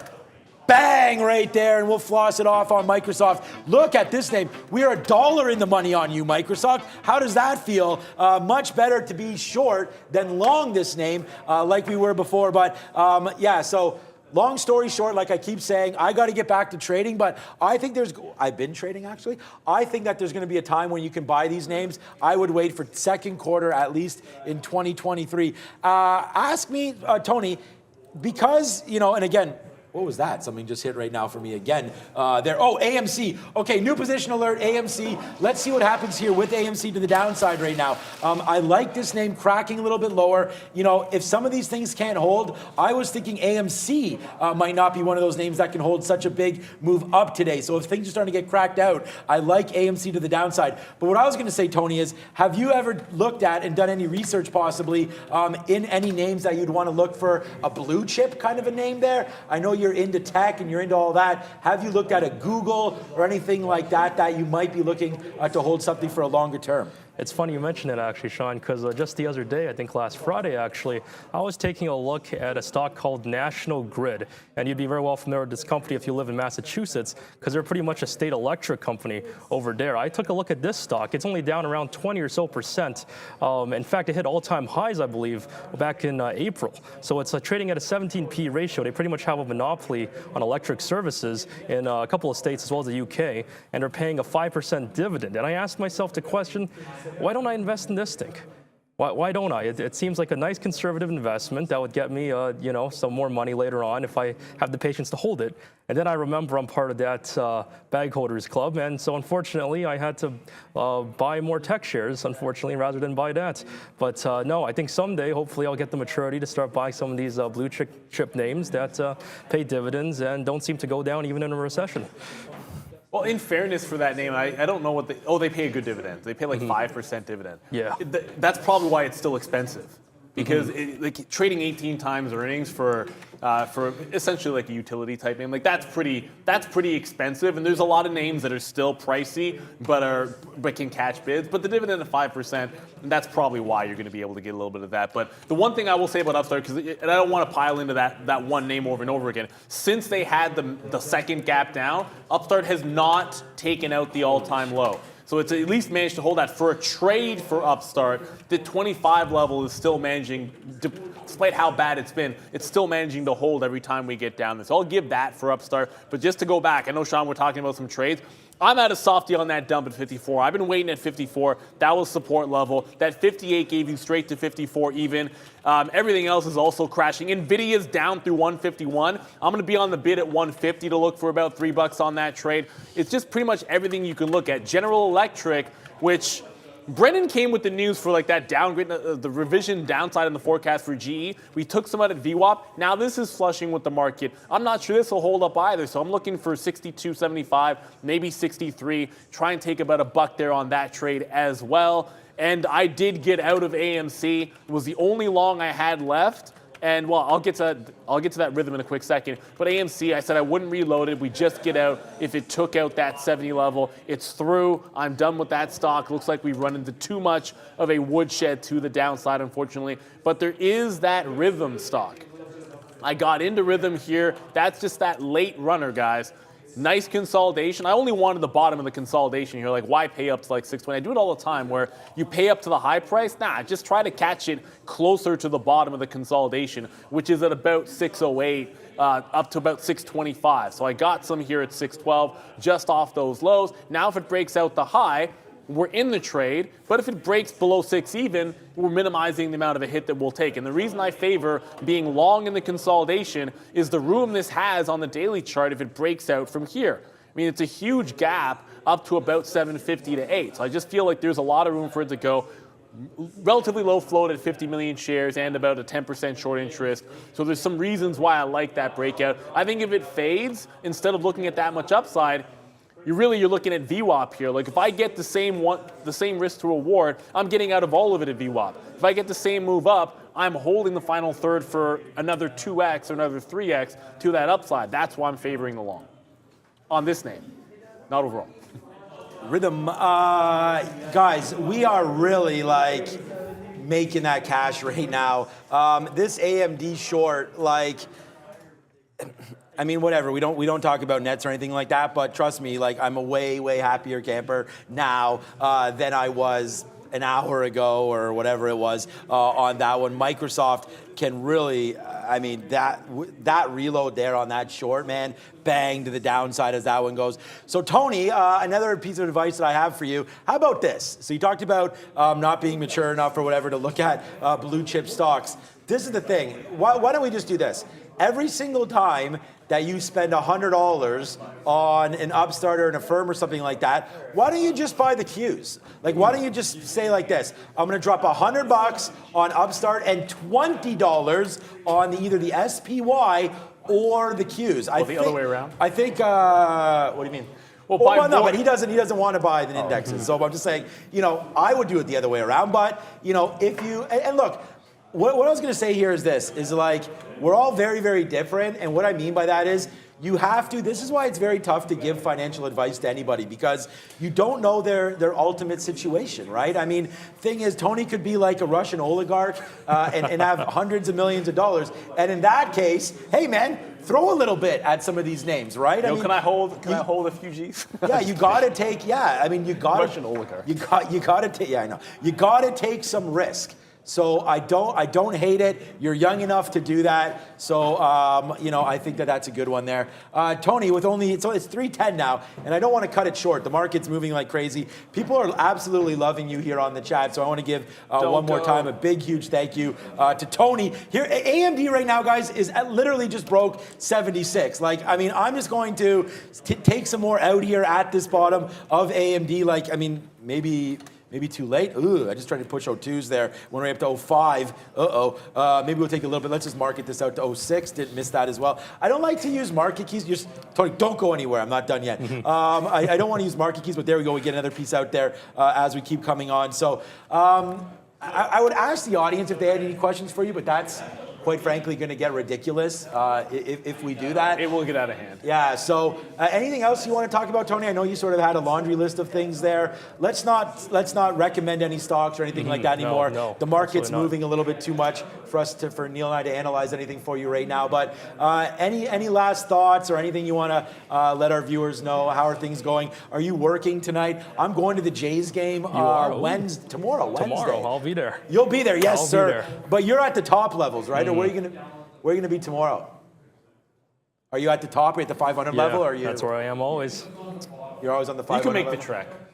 I just have to come up and see him do that just for me. there tomorrow. We're going to be near the four rows. Actually, Neil's season tickets. We're 4 rows away from the play tomorrow. So It's bobblehead day too. yeah, it's bobblehead day too. So who is it again? It's Gossman. Gossman, that's who it was. And he's not pitching this week because he's hurt. Yeah, but how would they schedule that for bobblehead day? Anyways, okay, Tony, a couple more points there, and then we'll let you go. Anything you want to say? Oh no, I just want to say thank you everyone for all the love and support. It's been a pleasure, absolutely, being here. Unfortunately, I think this is the season finale for season 1, but I will be back someday for season 2, commensurate with I guess what I'm doing on the other side over there. But no, it's been an absolute pleasure. Thank you so much, and I shall see you guys around. Ciao. See, it's like Tony's. It's like Seinfeld, right? Like you leave by wanting to leave them with more, It's like and that's now the only I'm way so to go out. upset and everything. Although I mean, we have crazy, It's a mood breaker crazy trades on right now, man. I mean, and this is just wow. What we're doing right now in this market is really taking back what they took from us earlier. And shout out to Joshua Kim from the chat. Thank you again, Tony, man. It's been a blast. And trust me, that ain't the last Tuesdays with Tony. I'll guarantee. He's just busy right now. I'll guarantee that coming through. And I'll probably bring him back next week. Let's see what happens. But, okay, I just want to say, like, this is it, man. Joshua, I don't know if you're on this here again right now, but you mentioned earlier and was like, you know what, like, when you sort of start to get hit the way I did here this morning, and it wasn't that bad. I told you, I lost 20% of my shutdown. So, you know, like if you're planning on losing 10 grand in a day, I'm down 2 grand to start on that stock. But the thing is, we ain't done. That's why we keep that net. Why? Because we're confident. We have the ability. We're able to make this money back. And honestly, man, like that's exactly shorting 58s, man. Shorting right here again. See ya, Microsoft. Come again on that one, right? Although AMC came back, we were able to make money on that one. That's another trade. We're $2, guys. We are $2 in the money on this Amazon short. Look at this. 1, 2, thrice. Now all the way to the downside. I mean, that's what you're trying to do. AMD, how does this look, right? I mean, these were shorts and out. These were longs and out. Short, down in. Bring that one back in, right? Meta now, it's so funny about Meta because that's right back into these levels where I think I'm going to buy more Meta right now against that 162.50 area. So, we're back here. We're making that money. We've still got gap. So everything's all good, man. I mean, things have been going really well here. You got to stay positive, man. Keep your head up, Neil. Maybe you're going to wrap some from that. But keep your head up, guys. Moving forward, and let's just go on, man. This market downside here into the close, man. NASDAQ down 1%. ES down 1%. Everything starting to fall out, and we don't even have the imbalances yet. Exactly. Now about almost 250 in the money on that Nvidia trade, and look, it gave it to you multiple times here. And I favored getting into a new position, and that was going to be GE at that same time. And that's fine. Like you can just pick and choose. I felt like GE needs to catch up to the downside after that revision. But I'm looking at this 150 level. It's an interesting line in the sand here for Nvidia, and I'm actually going to cancel my bid. There's no need to have like, trailing stops this late in the day make a little more sense into power hours. So I'm going to start thinking about trailing stops instead for we're in the money. And Go EV, by the way, it doesn't matter what you're in. Like we reload Go EV off that $4 level, and all we do is flush down to 370. So even this is giving you, it just pulled back almost 10%. I still like another push lower here on the stock. Looks like it's absolutely giving up the ghost as well. As far as the longs go, that rhythm got real close to breaking out. As a matter of fact, rhythm did break the high of the day. Very briefly, I'll go to the 3-minute chart for you guys. It did break that high, got right up to my, I'm sitting here at 33s, got to 32. It's still grinding higher, the volume okay, but that's a little bit of a fail break. So I'm not going to adjust anything. I'm going to have my stop here. It was at 6. I'm actually going to tighten it up a little bit to go to like 605 or something, just because it did make a false break. So if it does break out this consolidation bottom, I won't give it to the even. I'll keep it a tighter stop. I hate those wick off tops. I have a good price on this entry, so I'm actually not risking a heck of a lot by tightening the stop up or by giving it some room. But I just felt if it got through that high of the day, we'd be pressing into 650 and we'd run a few more stops in that. Unfortunately, this one long doesn't look like it wants to extend far enough for me here. And if you're watching Tesla, there's a few EV names that are holding up well, and we saw Rivian and Lucid were at highs of the day. Tesla just gave up the ghost a bit at that 700 level. I feel the way the market's coming in, anything that's a late move, like a Rivian, that was still holding those highs, like you're going to get some opportunity. You have a double top now on Rivian that if that gets retested, I mean, you have an obvious area of resistance. It's the same thing with Lucid, which was previously strong. That one close to that high of the day, but again, you've got a clean line in the sand here, unless this market can catch a bounce, and if it does, it needs to be right here, right now. This is a NASDAQ, and this is the low. We just bounced off the low, overnight low, I should say, and if we don't hold that, all you got is room into the downside to drop maybe another 100 points or so. Like it gets pretty ugly if we don't start. There we go. Now it loads further. This is my 15-minute on the NASDAQ. If we don't hold that overnight low, I mean, you can see I still have my line drawn from that support level from way back. You're talking about actually 150 points until your next key level on the NASDAQ futures. So it could get pretty ugly if we don't hold this bottom before the CPI numbers tomorrow. Yeah.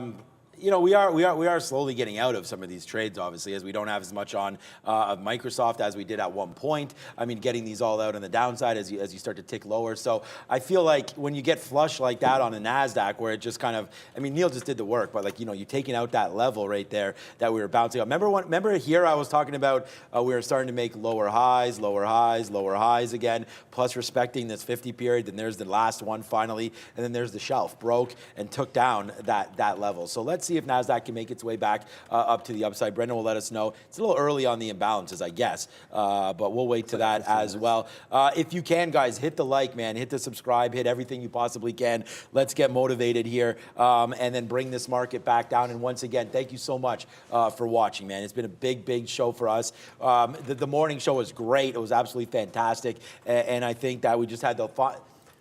Zane, I'm getting all emotional now because possibly the last fun. Tuesdays with Tony, but I'm gonna Nepa. It will come back very soon. Okay, there it is. I just wanted to say that we just got some more out on AMD here. I mean, these calls were just short. I mean, there's really nothing else to them. I said GPS, get out if it breaks 40. I mean, it broke 40. We didn't do anything about it. Now I will, though. If we do break that 38.80 there, and I actually forgot to put the stop order in, so it's not, again, talking with Tony, doing everything. This is the thing that Neil and and we do get, I mean, I want to say thank you to everybody because we do get a lot of credit for doing this, and I want to say thank you for all the kind words that happen. But sometimes here, keystrokes and things like that can happen because we do get distracted. So that's on me. If this goes back up, I said get out if it breaks 40, and it did. So now I'm just going to put the stop in right now on a break of 38. So whether or not you got out or not, it's still at the same level, but I did want to talk about that. And look at this call from the morning, man. This was on the Sticky Note. If you're not part of Sticky Note Nation, then, I mean, okay. But there it is right there, that call from the morning. And then we also really liked Apple is on the Sticky Note as well from the 144 strength. Now, we never got back down there for Apple on to 144 strength, but if you did like that level off the open, you did get a 145 move down in. And then we were long. And this is what I'm talking about out. This is how you make money day trading, man. And again, thanks to everybody that sends us such kind messages about how we've really helped you, learn risk management or take different risk aspects into trading. Because like when you're winning, it's fine. But then when you lose and you take out VWAP and you take out some key levels, then you just got to get out, right? And so in and then out on the downside, so you're not part of this. And then I screwed that up on Microsoft today. That's for damn sure. Oh, and by the way, I also screwed up Meta because I was saying like, oh, this is into 162. Maybe that's a nice little long right into there. But wait for key levels to come through and then take advantage of them. That's like, one of the only things that you can do on trading, right, is find key levels, play the momentum rather than emotion, and you'd be doing great. So congratulations to anybody that has any of these, man. This is really, really great. First overall pick in fantasy football. Who am I taking? Well, I mean, what type of league? I mean, yeah. So like Neil said, I mean, that's what I was going to ask. Is that you got to take in consideration dynasty league. Like I think Tom Brady still has not. He's not going to be number one. This is an example. Don't. Chill. I almost had a heart attack Chill, there. Winston. But what I was going to get at is that a guy like that's going to have a different value in a league that's only 1 year as opposed to one that's going to be more of a keeper selection. Is it two QBs? Is it one QB? Is it super flex? Like there's so much that goes. If it's a super flex league, you start two quarterbacks. And it's a keeper league. Then I'm taking Josh Allen or Patrick Mahomes all day long. Yeah, I don't think he's asking about PPR. In a PPR 10 team redraft league. In a redraft? I mean, if you only have one quarterback, I mean, again, it's going to go back. If it's one quarterback, people say Taylor. I actually favor JJ. Like I like starting with wide receivers, but you're talking Jonathan Taylor realistically. But I'm a huge build from wideouts because it lowers you get a higher floor. No, but he's not built from. If it's just a 1 year thing, then yeah. And don't sleep on some tight ends. I like Lamar Jackson as well, man. I think Lamar Jackson could be good. Oh, I wanted to quickly answer this because someone asked about Pershing. Like Pershing is closing up their the SPAC, winding them up. PSTH, they're winding it up and returning value to the investors. So. Look, it's not moving today. It's essentially trading like a buyout, which makes some sense, right? But the price action is lending itself to just all dark pool printing. And when you see a spread like this, I showed you the bar coding on the level on the chart there. But this is what the level 2 looks like. This is not going to move. It's done some good volume, but there's so much on the lit books that almost all the actual size that's coming through that's printing is actually going to be dark pool. And that's very typical for stock trading on this profile. It's hard to get fills on the bid or the ask. That's why you see so much dark pool, because when it's loaded up like this, people are willing to pay, whether it's a dark fill or on a pay gateway, to add liquidity, that you can actually just take the spread by paying to get in. So it's very difficult to trade this. It is not going to move.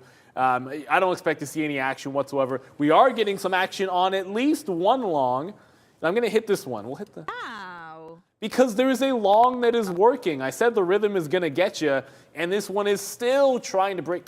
Here we go.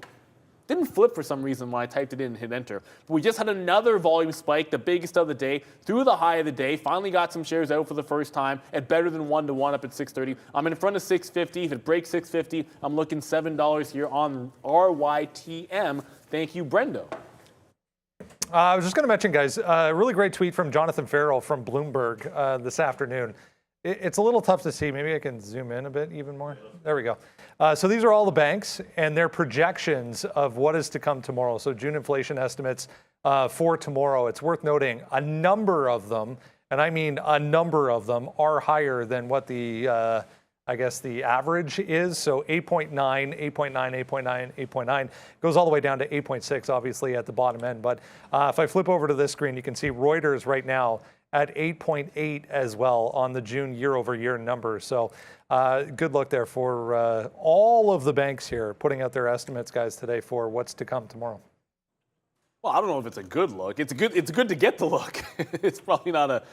It's not a good look if they're all above the consensus or the majority. Like there's what? Like I saw 3 banks, 4 banks, maybe 5 tops out of that list of 20 that were below that 8.8 projection. So a few at 8.7, and then everybody else at 8.8 or above. That's why I think this market, like you said, it's rolling over, and we're continuing to find lows. Now, I did that whole thing where I hit enter when it was on NF instead of NY for GE. So this chart is now not going to want to load. But GE's, you know what I just do? I'll give you the guys a black chart. It's consolidating pretty much where you'd expect. Like I said, we shorted it originally off 64. I did want to short it here at 64.25, a little bit tighter to that high of the day. But when the market was flushing, I said, why not just take the breakdown at 64 even? But this is where you'd expect it to consolidate. Market makes fresh lows, and you have another gap to fill. But we have to be flat at the end of the day. If we're still sitting in this barcode 20 minutes from now, then you better believe I'm just taking GE out right here and then just banking the profit that we can get. You got to be able to do that. We don't have the luxury of holding overnight. I'm not saying I would hold it overnight, but we can't do that overall. There we go. Now I can actually show you the fills. So if we do barcode here long enough, I will have to get out, maybe tighten up a trailing stop into 63.50 or so. But I think if we take this bottom and the market keeps going lower, GE should be trading back to this level where we consolidated at the open. That 10 o'clock breakout price was 62.75 to 80 or so. That's where I think this thing is headed if this market continues to flush. So I'm holding that. I'm holding NVIDIA. I got a trail on NVIDIA here. See, I hit enter again. It's like I have to hit enter twice for some reason. I'm adjusting my trail on NVIDIA again. I actually had it off this low. No need for that. I'm now going to put my trail back up here at 151.25. So I just keep moving my trails down and trying to hold into this close for the short.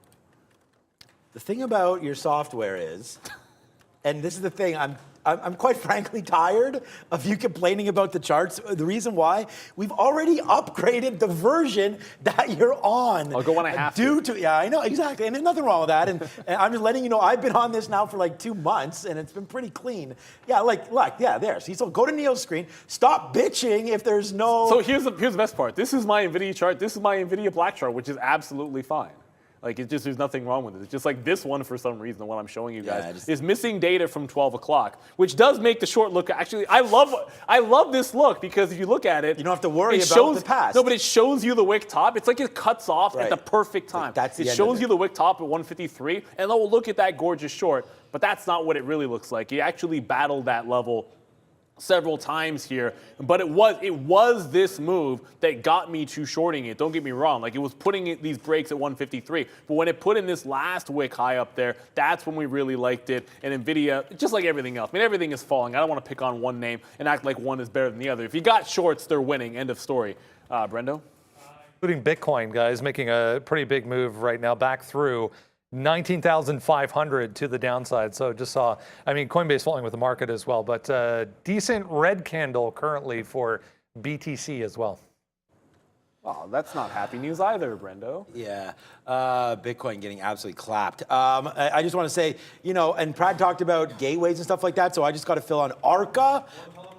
Okay, I won't tell him that you use ARCA either, Brad. Down to the downside right there. And again, the thing is that nothing wrong with that. I mean, Luca and Brad were talking a little bit about that before and what gateways you use. But like, even if I just said like I use whatever, when this breaks through levels, man, it just prints everything. And so I would just say, for me, if you are with Day Trade the World, welcome.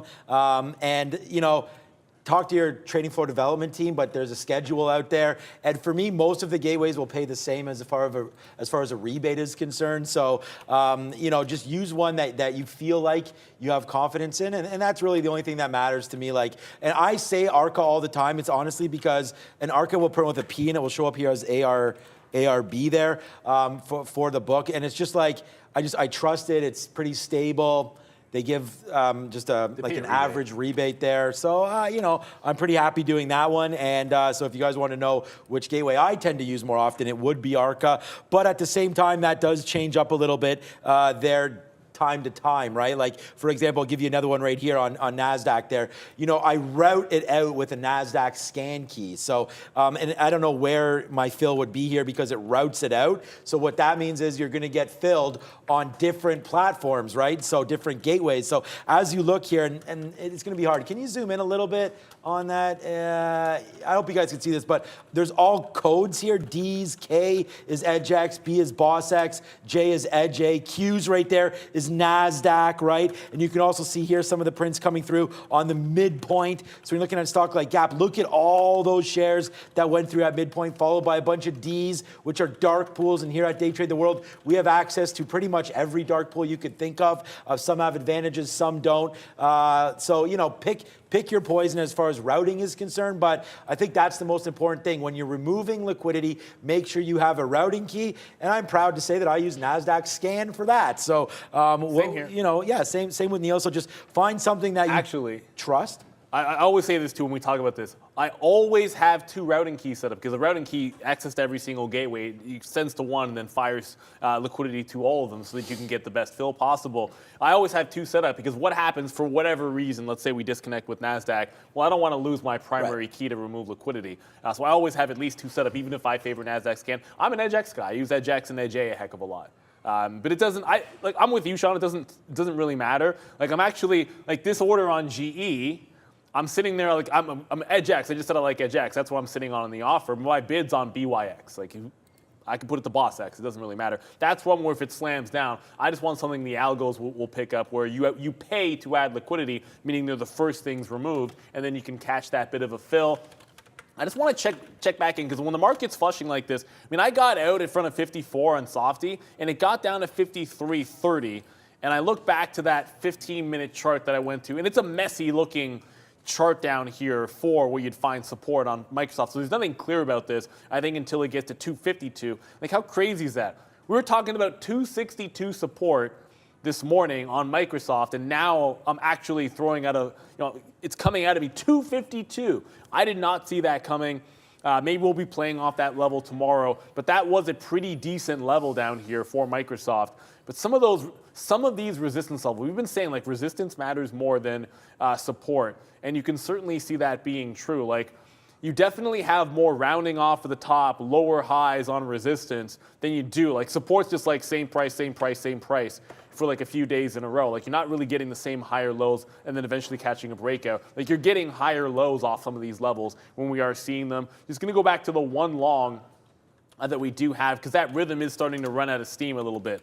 So we got one fill to the upside. Now the volume has died here. It's in the money, so it's not the end of the world, but I'm probably going to have to take this leg out that I want at 650 at 640 because volume has really dried up on this breakout. Still holding near the high of the day, which is great, but when you're running out of time, 30 minutes left till the end of the day, I'm going to have to take something out in front of that high. It has been a decent long, but these pull the rugs all the time. So, if the volume isn't going to be there, it's very likely anybody that's long this thing from 5 or maybe 550 earlier on in the day, they're starting to think about exits when the volume dries up, so I should be as well. All right, so new position alert, so we'll go like this. I'm going to take a shot on Meta long, and I don't know, we'll hit that there as we got the Stream Deck. Some people ask us what we're using there, Stream Deck, to hit some of those animations. Corsair, yeah.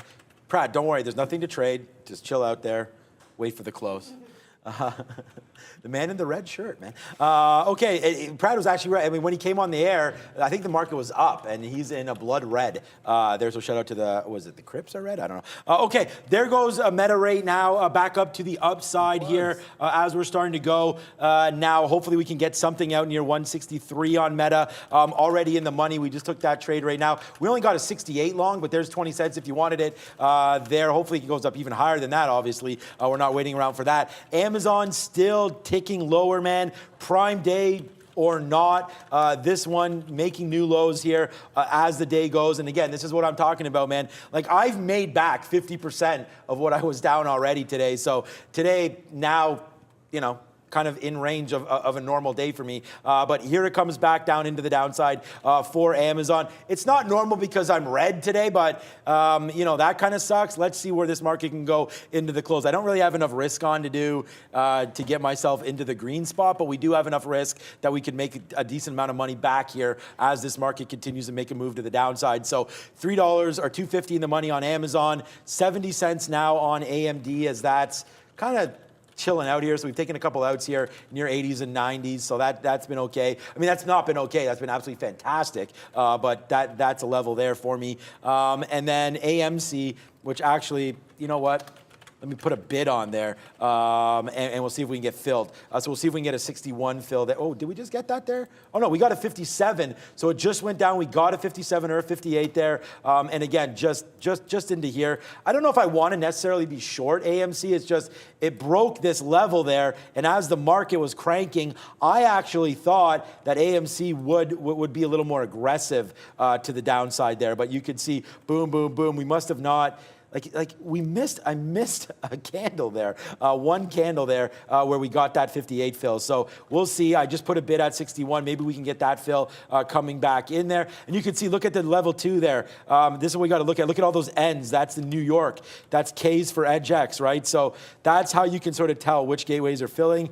I don't even have an NYSE key set up. They don't pay great rebates, but I probably should. There's a lot of volume going through on the NYSE gateway like there. half the gateway. Yeah, so I got to get that set up. But AMC back down in. So, hey, we're out of about half of that trade here on AMC. Yeah, and I did get that last fill on rhythm, so why not? Like, this is one it's finally giving you something that's going to the upside. Big volume spike through the high of the day, but I took some 30s out there. And if we take out the top, now I'm going to look for a 650 break. I'll take 675s. For sure. We're at 150 on NVIDIA right now, so the only thing left to do here is trail it even further. We bounce off 150. That's a nice little round number. I'll trail it to 150 and a half. This is more along the lines of just hold on for dear life at this particular point because we're flushing.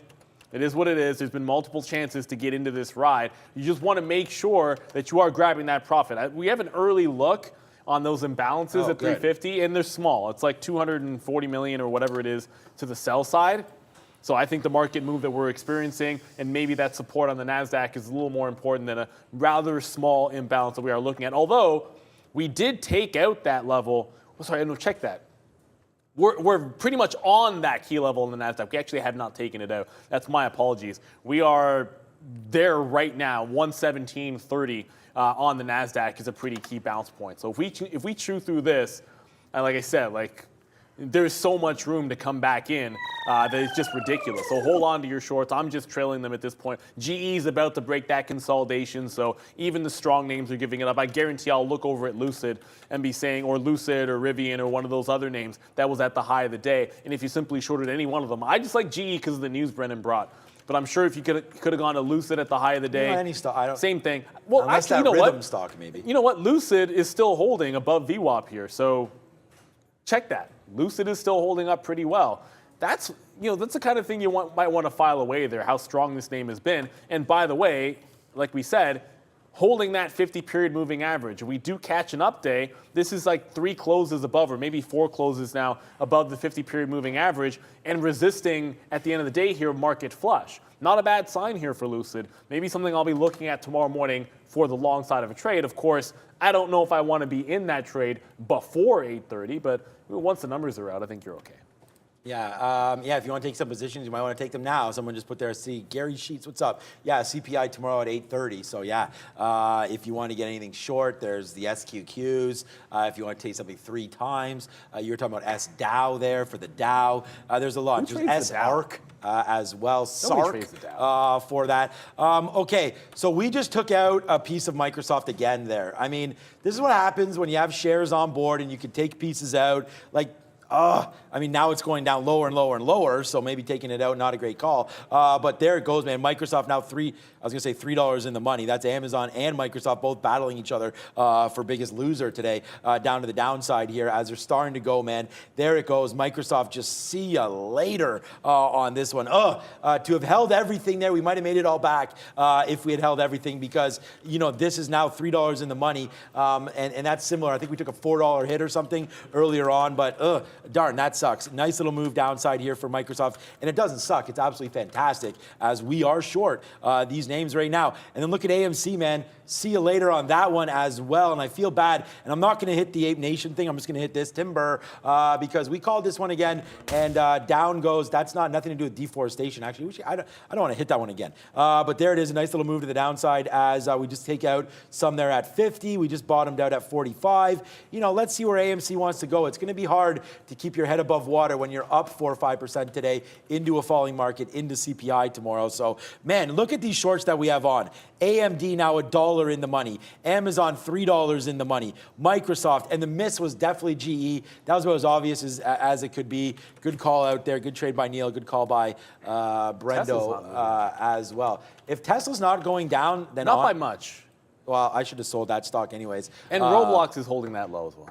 Yeah. Roblox was actually a pretty good trade for us. At 37, today. it's still a hold. Yeah, I liked Roblox, and then also Gap holding up as well. Ooh, Gap, there it is. We got out at 37, now down to 31. So not holding up, Brendan. Speaking of the retailers, I just saw a few of them popping up on volume, including this one, guys. Absolutely accelerating into the close.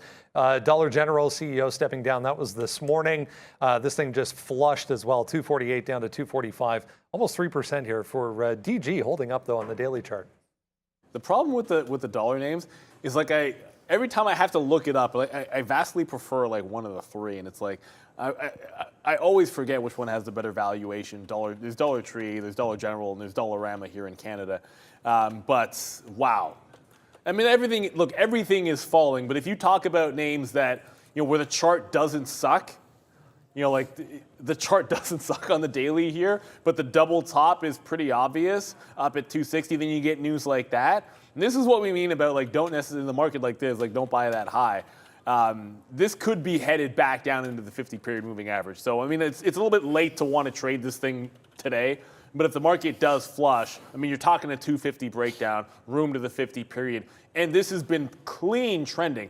Double bottom 180 into a double top at 260. When I see that, I expect at least back to previous highs at 240, if not VWAP. So this is something worth definitely filing away from, because even if it's thinly traded and doesn't do a ton of volume, the way it'll usually respect levels is pretty good for you there. So I mean, we're just hanging on to these shorts, but Dollar General, that's a great look. I'm going to add that one to my list to watch tomorrow.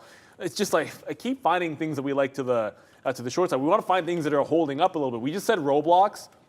We didn't visually show you the stock in the afternoon show, but Roblox held on a dime 37 even, and it's not retesting the lows.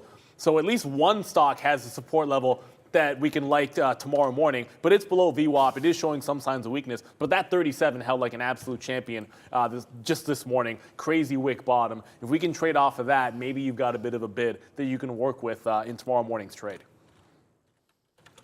All right. Wow, guys. I mean, hit the sirens because this market is falling, and we got the bangers for you here today, man. I mean, this has just been such a great afternoon. I mean, you want to talk about power hour. You want to talk about, making these big time moves today. Like, and just speaking for myself, like the amount of money that we've made back here, we're $3 in the money right now as Mike. I was like, oh, I'm going to get out at 253. That looks pretty good down there. And yeah, no, lower. Down at 252, man. This stock is collapsing all over itself. I think this is a great day to buy some Microsoft.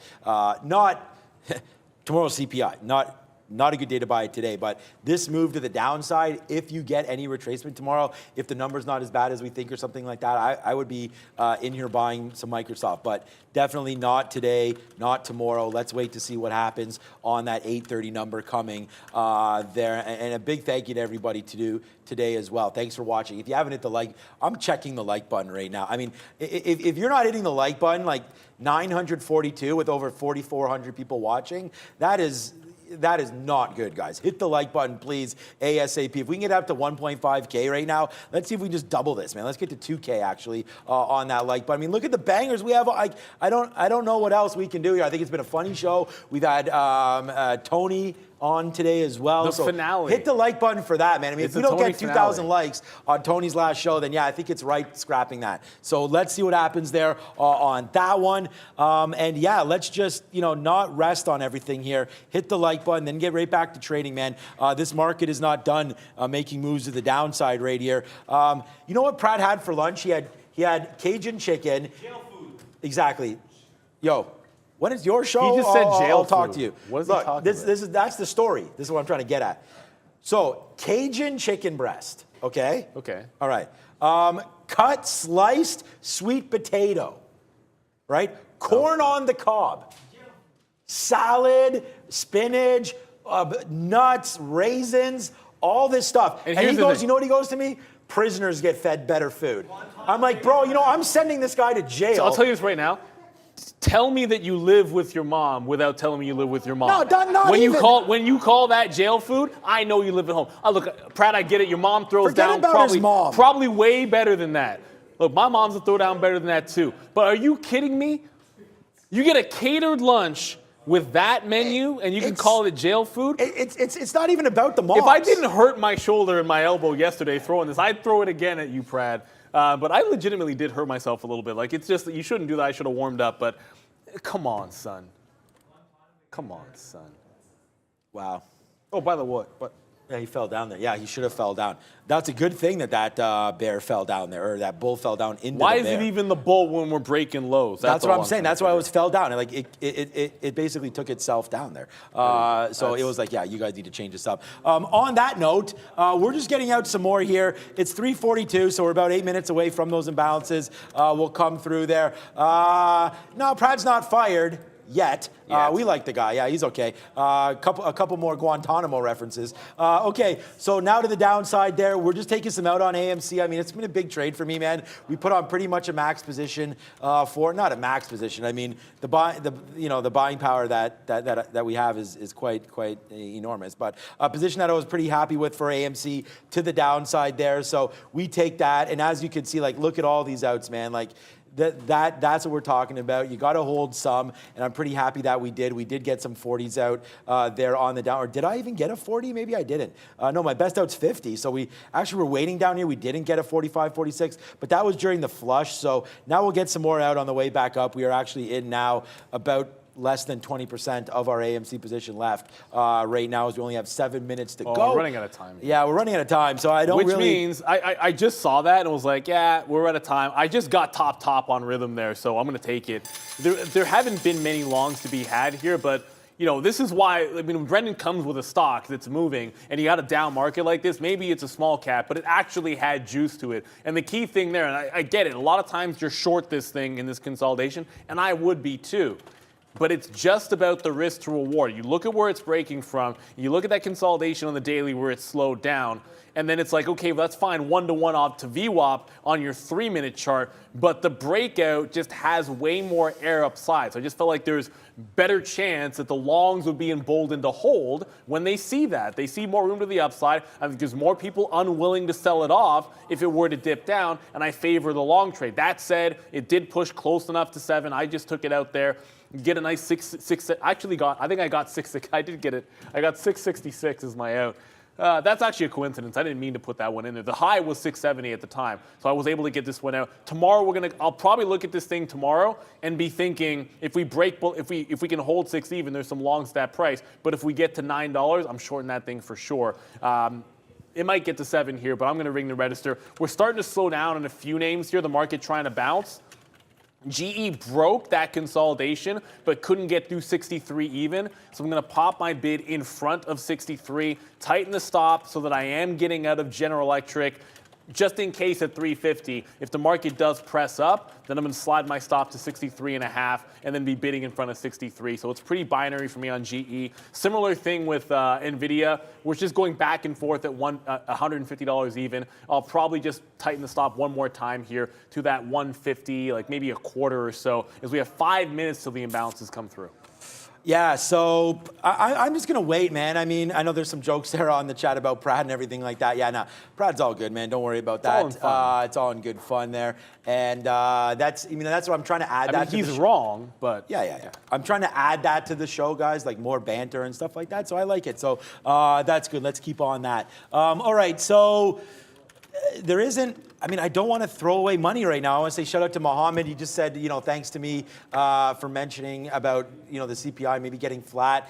Look, if you have positions now, what I would say is that, like, don't at me tomorrow if you're short and the market is down like 800 points or something because of CPI. What I'm simply saying is you might not want to roll the dice into that number, and you could get out a half of your position. For me, you want to hold maybe 20, 30%, something like that. If you are pretty bearish, you can do that. We've seen it. I think it's 8.8, 8.7 as expected. You sent out, and I actually retweeted that as well, Brendan. So thanks for sending that out. But here's Jonathan Farrow from Bloomberg Surveillance in the morning. I listened to this guy. high every day on the way in to the markets. But you could see 8.9, 8.8, 8.8, 8.8, 8.8, 8.8, 8.8, and then some. Oh, well, I guess it's just numeric there. So all the way down.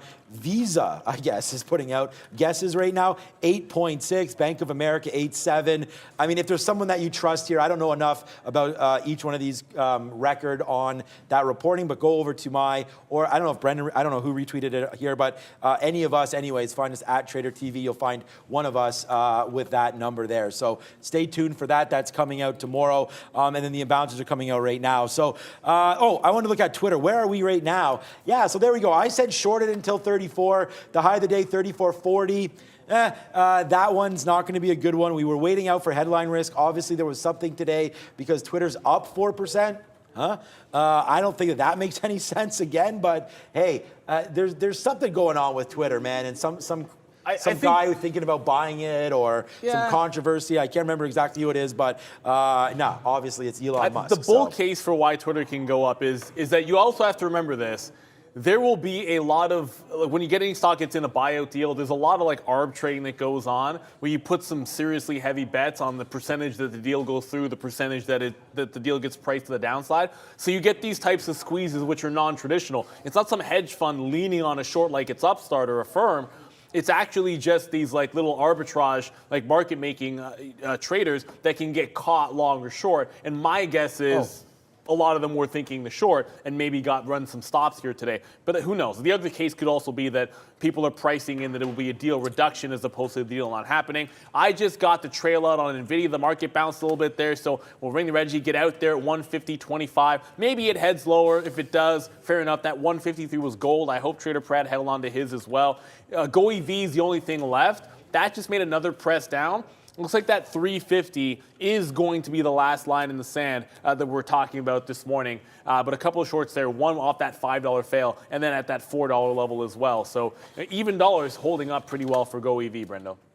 It's been the day of the penny stock. There's been so many penny stocks today, guys, making all kinds of crazy moves. Here's the latest one, Romeo Power into the close here. Just a complete parabolic ramp job here into the close, guys. On huge volume for RMO.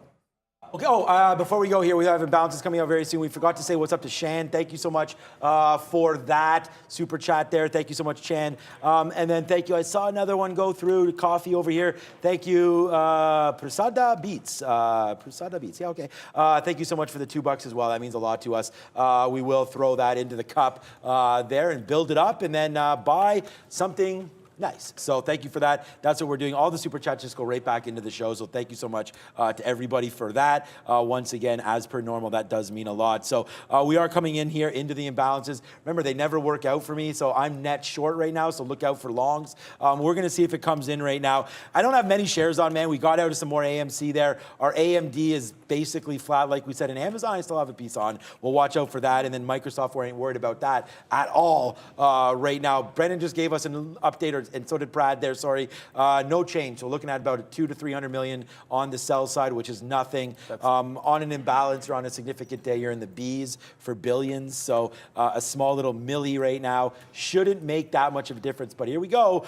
There we go. And we are now out on these imbalances. So you're seeing a little bit of an upside move there. It looks like there it is. Yeah, it's starting to go upside. So what is creating this? I don't see anything on here that should give us that sort of an upside there. Grabs, these are all sells. Materials are sells. AMD's a buy. So like I said, if I'm in AMD, that ain't gonna work there as well. So of course that comes a buy, and then just rips up. Look at AMD right here. Like we were just, good thing we just got out, by the way. Small piece now, but there it is, back up to the upside. I can't win for losing around here. I mean, the only thing I would say is the market, like the NASDAQ, actually put in a wick bottom, breaking that floor that we're talking about, that 117.30, and then manages to hold even and then snaps back. So I think, look, the imbalances, they were pretty much a nothing burger outside of Cleveland Cliffs and U.S. Steel were both big sells. But outside of that, it was a nothing burger. I think you just got a wick bottom to that level in the futures, and then you're rejecting, and some profit taking is coming in off those shorts. And that I'm out of everything except for GoEV. And as a matter of fact, I'm gonna hop on the bid right here and just take that one out just so I can get flat. I think it was the right call. You can't hold on to these forever. Generally speaking, I like to get out with a trailing stop when you're in the money and the imbalances are coming out, but everything is bouncing to the upside here. There were a couple, like Intel was a small buy. It's so insignificant. It was Cleveland Cliffs and U.S. Steel load up that caught my eye, 1.3 million and 1.2 million to sell respectively, but they didn't even do much of anything. Like U.S. Steel just sat here, actually ticked up a little bit on that sell and bounce, so there isn't much of a trade to be had in U.S. Steel. Probably Cliffs the same thing. I'll pull it up and see if it actually did a bit of a move here. But both sell and bounces and not much of a move there in U.S. Steel. Yeah, Cliff, it's starting to go a little bit now, but it already sold off pretty decently going into those numbers. Just funny to see that, like, the market with only 9 minutes left before we get CPI, basically. I mean, you're not going to be able to push too much volume in the aftermarket here. Well, you will on some names, but just funny that the market wants to go back to the upside here into that number tomorrow. I'm actually quite surprised. All right, Amazon 1940. If it takes that, that was the high wick right there. Just put in on that move. It's 109.30, sorry, but we're going to wait for 109.40 to get out. Otherwise, we'll see if we can get out back here. Like I said, you know, it couldn't come the other way for it to go back to the downside, but it doesn't matter. We're already really light. The only real position that we had on still of some significance was this Amazon short back down in here, but because it was just collapsing, we're like, let's leave this thing. Microsoft was a fantastic trade, man. I mean, we are holding a small piece, but we made a decent amount back on that one. Let's see where GPS goes. Nothing. Let's see what Twitter did on that, back to 34. I already have some ideas tomorrow, man. I still want to be short Twitter tomorrow. We're going to watch out to see what AMD does tomorrow as well, as that's kind of dancing around here. But oil, a thing that we haven't really talked about at all today, man. Like, this number just just got out of Amazon. Okay, so Amazon, that's fine. A nice little dump down there on oil today, man. Down 8. Wow, that's the recession trade kicking in here. So let's wait to see, man. I don't like that number. We talked already. I'm actually back into like some of those reload levels now for XLE. Actually, no, XLE is still doing okay here. I thought it was 62 or so was some of those bottoms. Yeah, 66. So XLE still holding out okay, but we did buy the bottom here on this name back in the Canadian side of things. And I just checked on that to ZEO. It's different, so don't quote me on that, but we don't talk about it too much because there's not much volume. But XLE right there, you know, threatening one more time. I still like energy. I don't think that trade is done. And if you want to hide somewhere, I don't know if you can hide in energy, but that's a nice pull from that June 8th high. So watch out there for XLE. I still think the energy trade works. And again, it's a Morgan Stanley guy, man. Came out and said $65 oil. Yeah. So a 95 right now. Morgan, they've been making some calls, man. Morgan's been very, very busy. I saw a few people talking about Revlon. I want to get to this really quick just because Revlon just turned green on the session, oddly enough. Right, of course, you know, the bankrupt name. Going green. But every time you have these parabolic movers to the upside, and then they sort of fall off. This went from $10 top to holding $4 to a nice consolidation on a $5 level, rejects that high at 650, and now just put in another hold at that 5 even level. And guess what we're breaking? So green would be about 550, and we're breaking that 550 level. This is one where and we talked about this for it was, oh goodness, Mullen. Mm-hmm. Where you look at some of these that are kind of left for dead, and when they get a bit of a bid, now Mullen was holding that dollar level after like 80-cent highs, and then 80-cent lows and 90 cents, and then $1. I think in this particular case, after that $5 hold, if we're above and we can use the 550 for a defense, yesterday's close price, today's highs, then you've got a good base of operations for another squeeze type play. So that's one of these things you look for when these are left for dead and they catch a decent bid. Look to go long in the day after. It kind of, oddly enough, for Fahad over there, the CEO of was it not Zila? You don't remember the company that our own guy's a CEO of? I know it's Veru. I know, but like it's one thing that's worked on Veru pretty well. And of course, as I try to load that up, and now it's gonna get performance anxiety loading up. It's one of those things that's worked here on Veru. When it pulls back and you leave it for dead, it gives you a nice consolidation of support for a couple of days, and then you get a huge rally. So Revlon's setting up for potentially one of those. It has to close and open above tomorrow 550 to use that for support. But you get these long consolidations, catch a bit of a breakout, and then you have some runs to be had. Veru's done it. Hopefully Revlon can be one for tomorrow. Oh yeah, Revlon. Yeah, that's another name.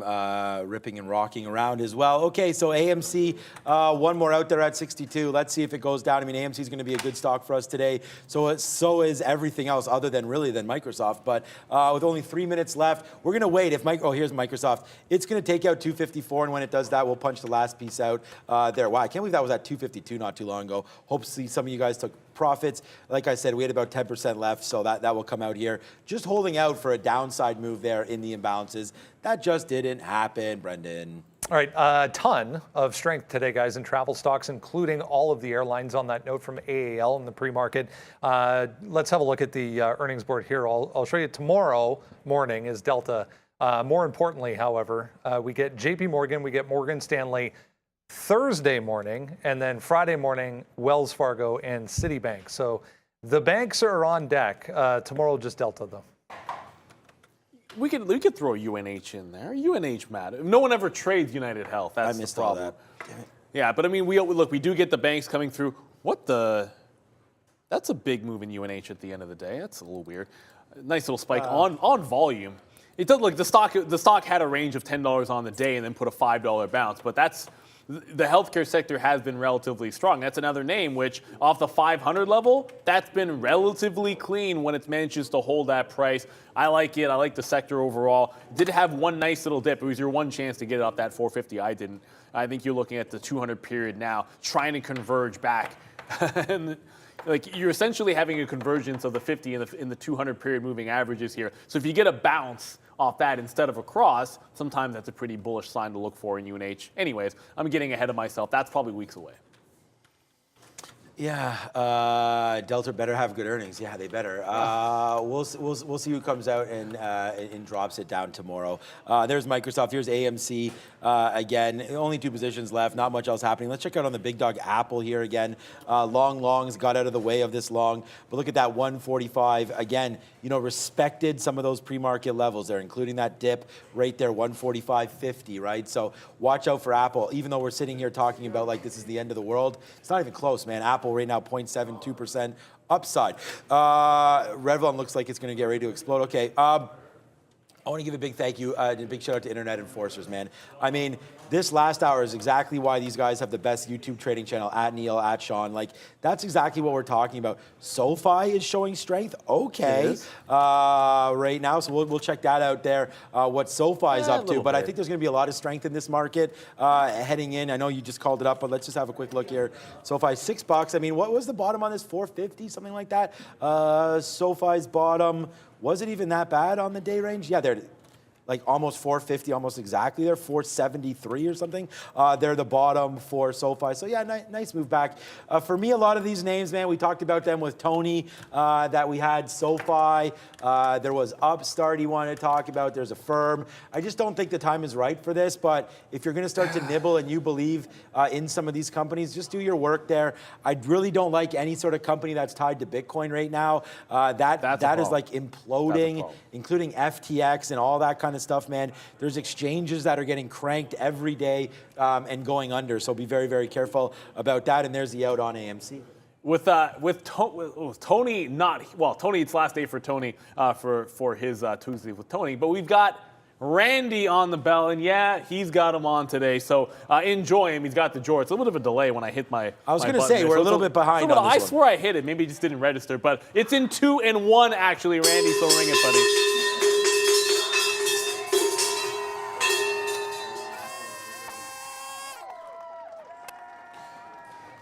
So the thing about Randy is like he rings the bell with a little bit of gusto, and we're not that far away from the thing. The damn bell is 15 feet away from us. It's a little loud.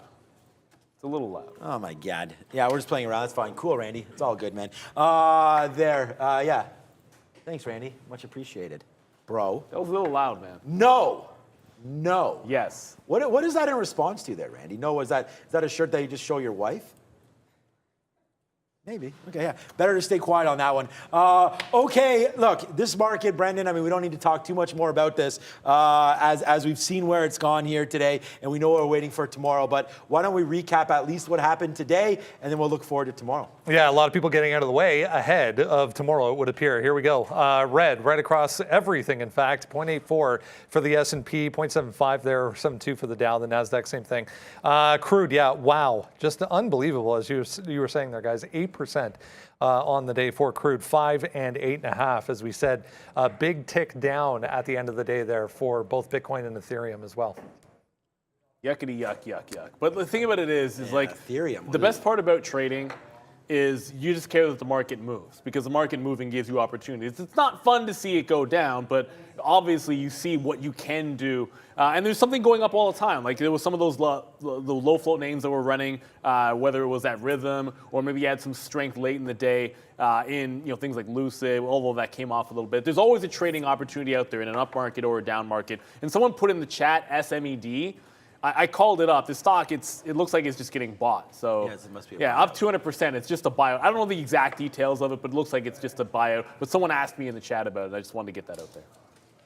All right, well, if you possibly can, sleep well tonight, do it, because tomorrow's going to be another exciting day. I mean, you thought today was pretty exciting. I mean, I sure as hell did today, man. Like, I have, basically 400 fills today. Like, it's been an absolutely maddening day. But again, good day for us here. We're really happy. I want to give a big shout out to Bears vs. Bulls. Thank you so much for everything you're doing on the chat.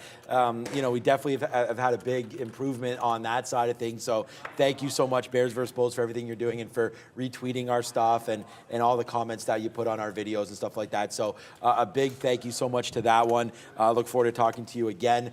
But yeah, it's been a big day, and tomorrow's going to be even bigger. I said it yesterday, but today is my mother's birthday, so a shout out to you, Mother Katina. Thank you so much for coming through and raising me. Well, my wife is also a Katina, so if I say Miss Katina, I don't know. My mother there, thank you so much. I can still just say happy birthday, Debs. Yeah, happy birthday, Deborah, for sure. So thank you so much for everything that you've brought. And so we'll do that.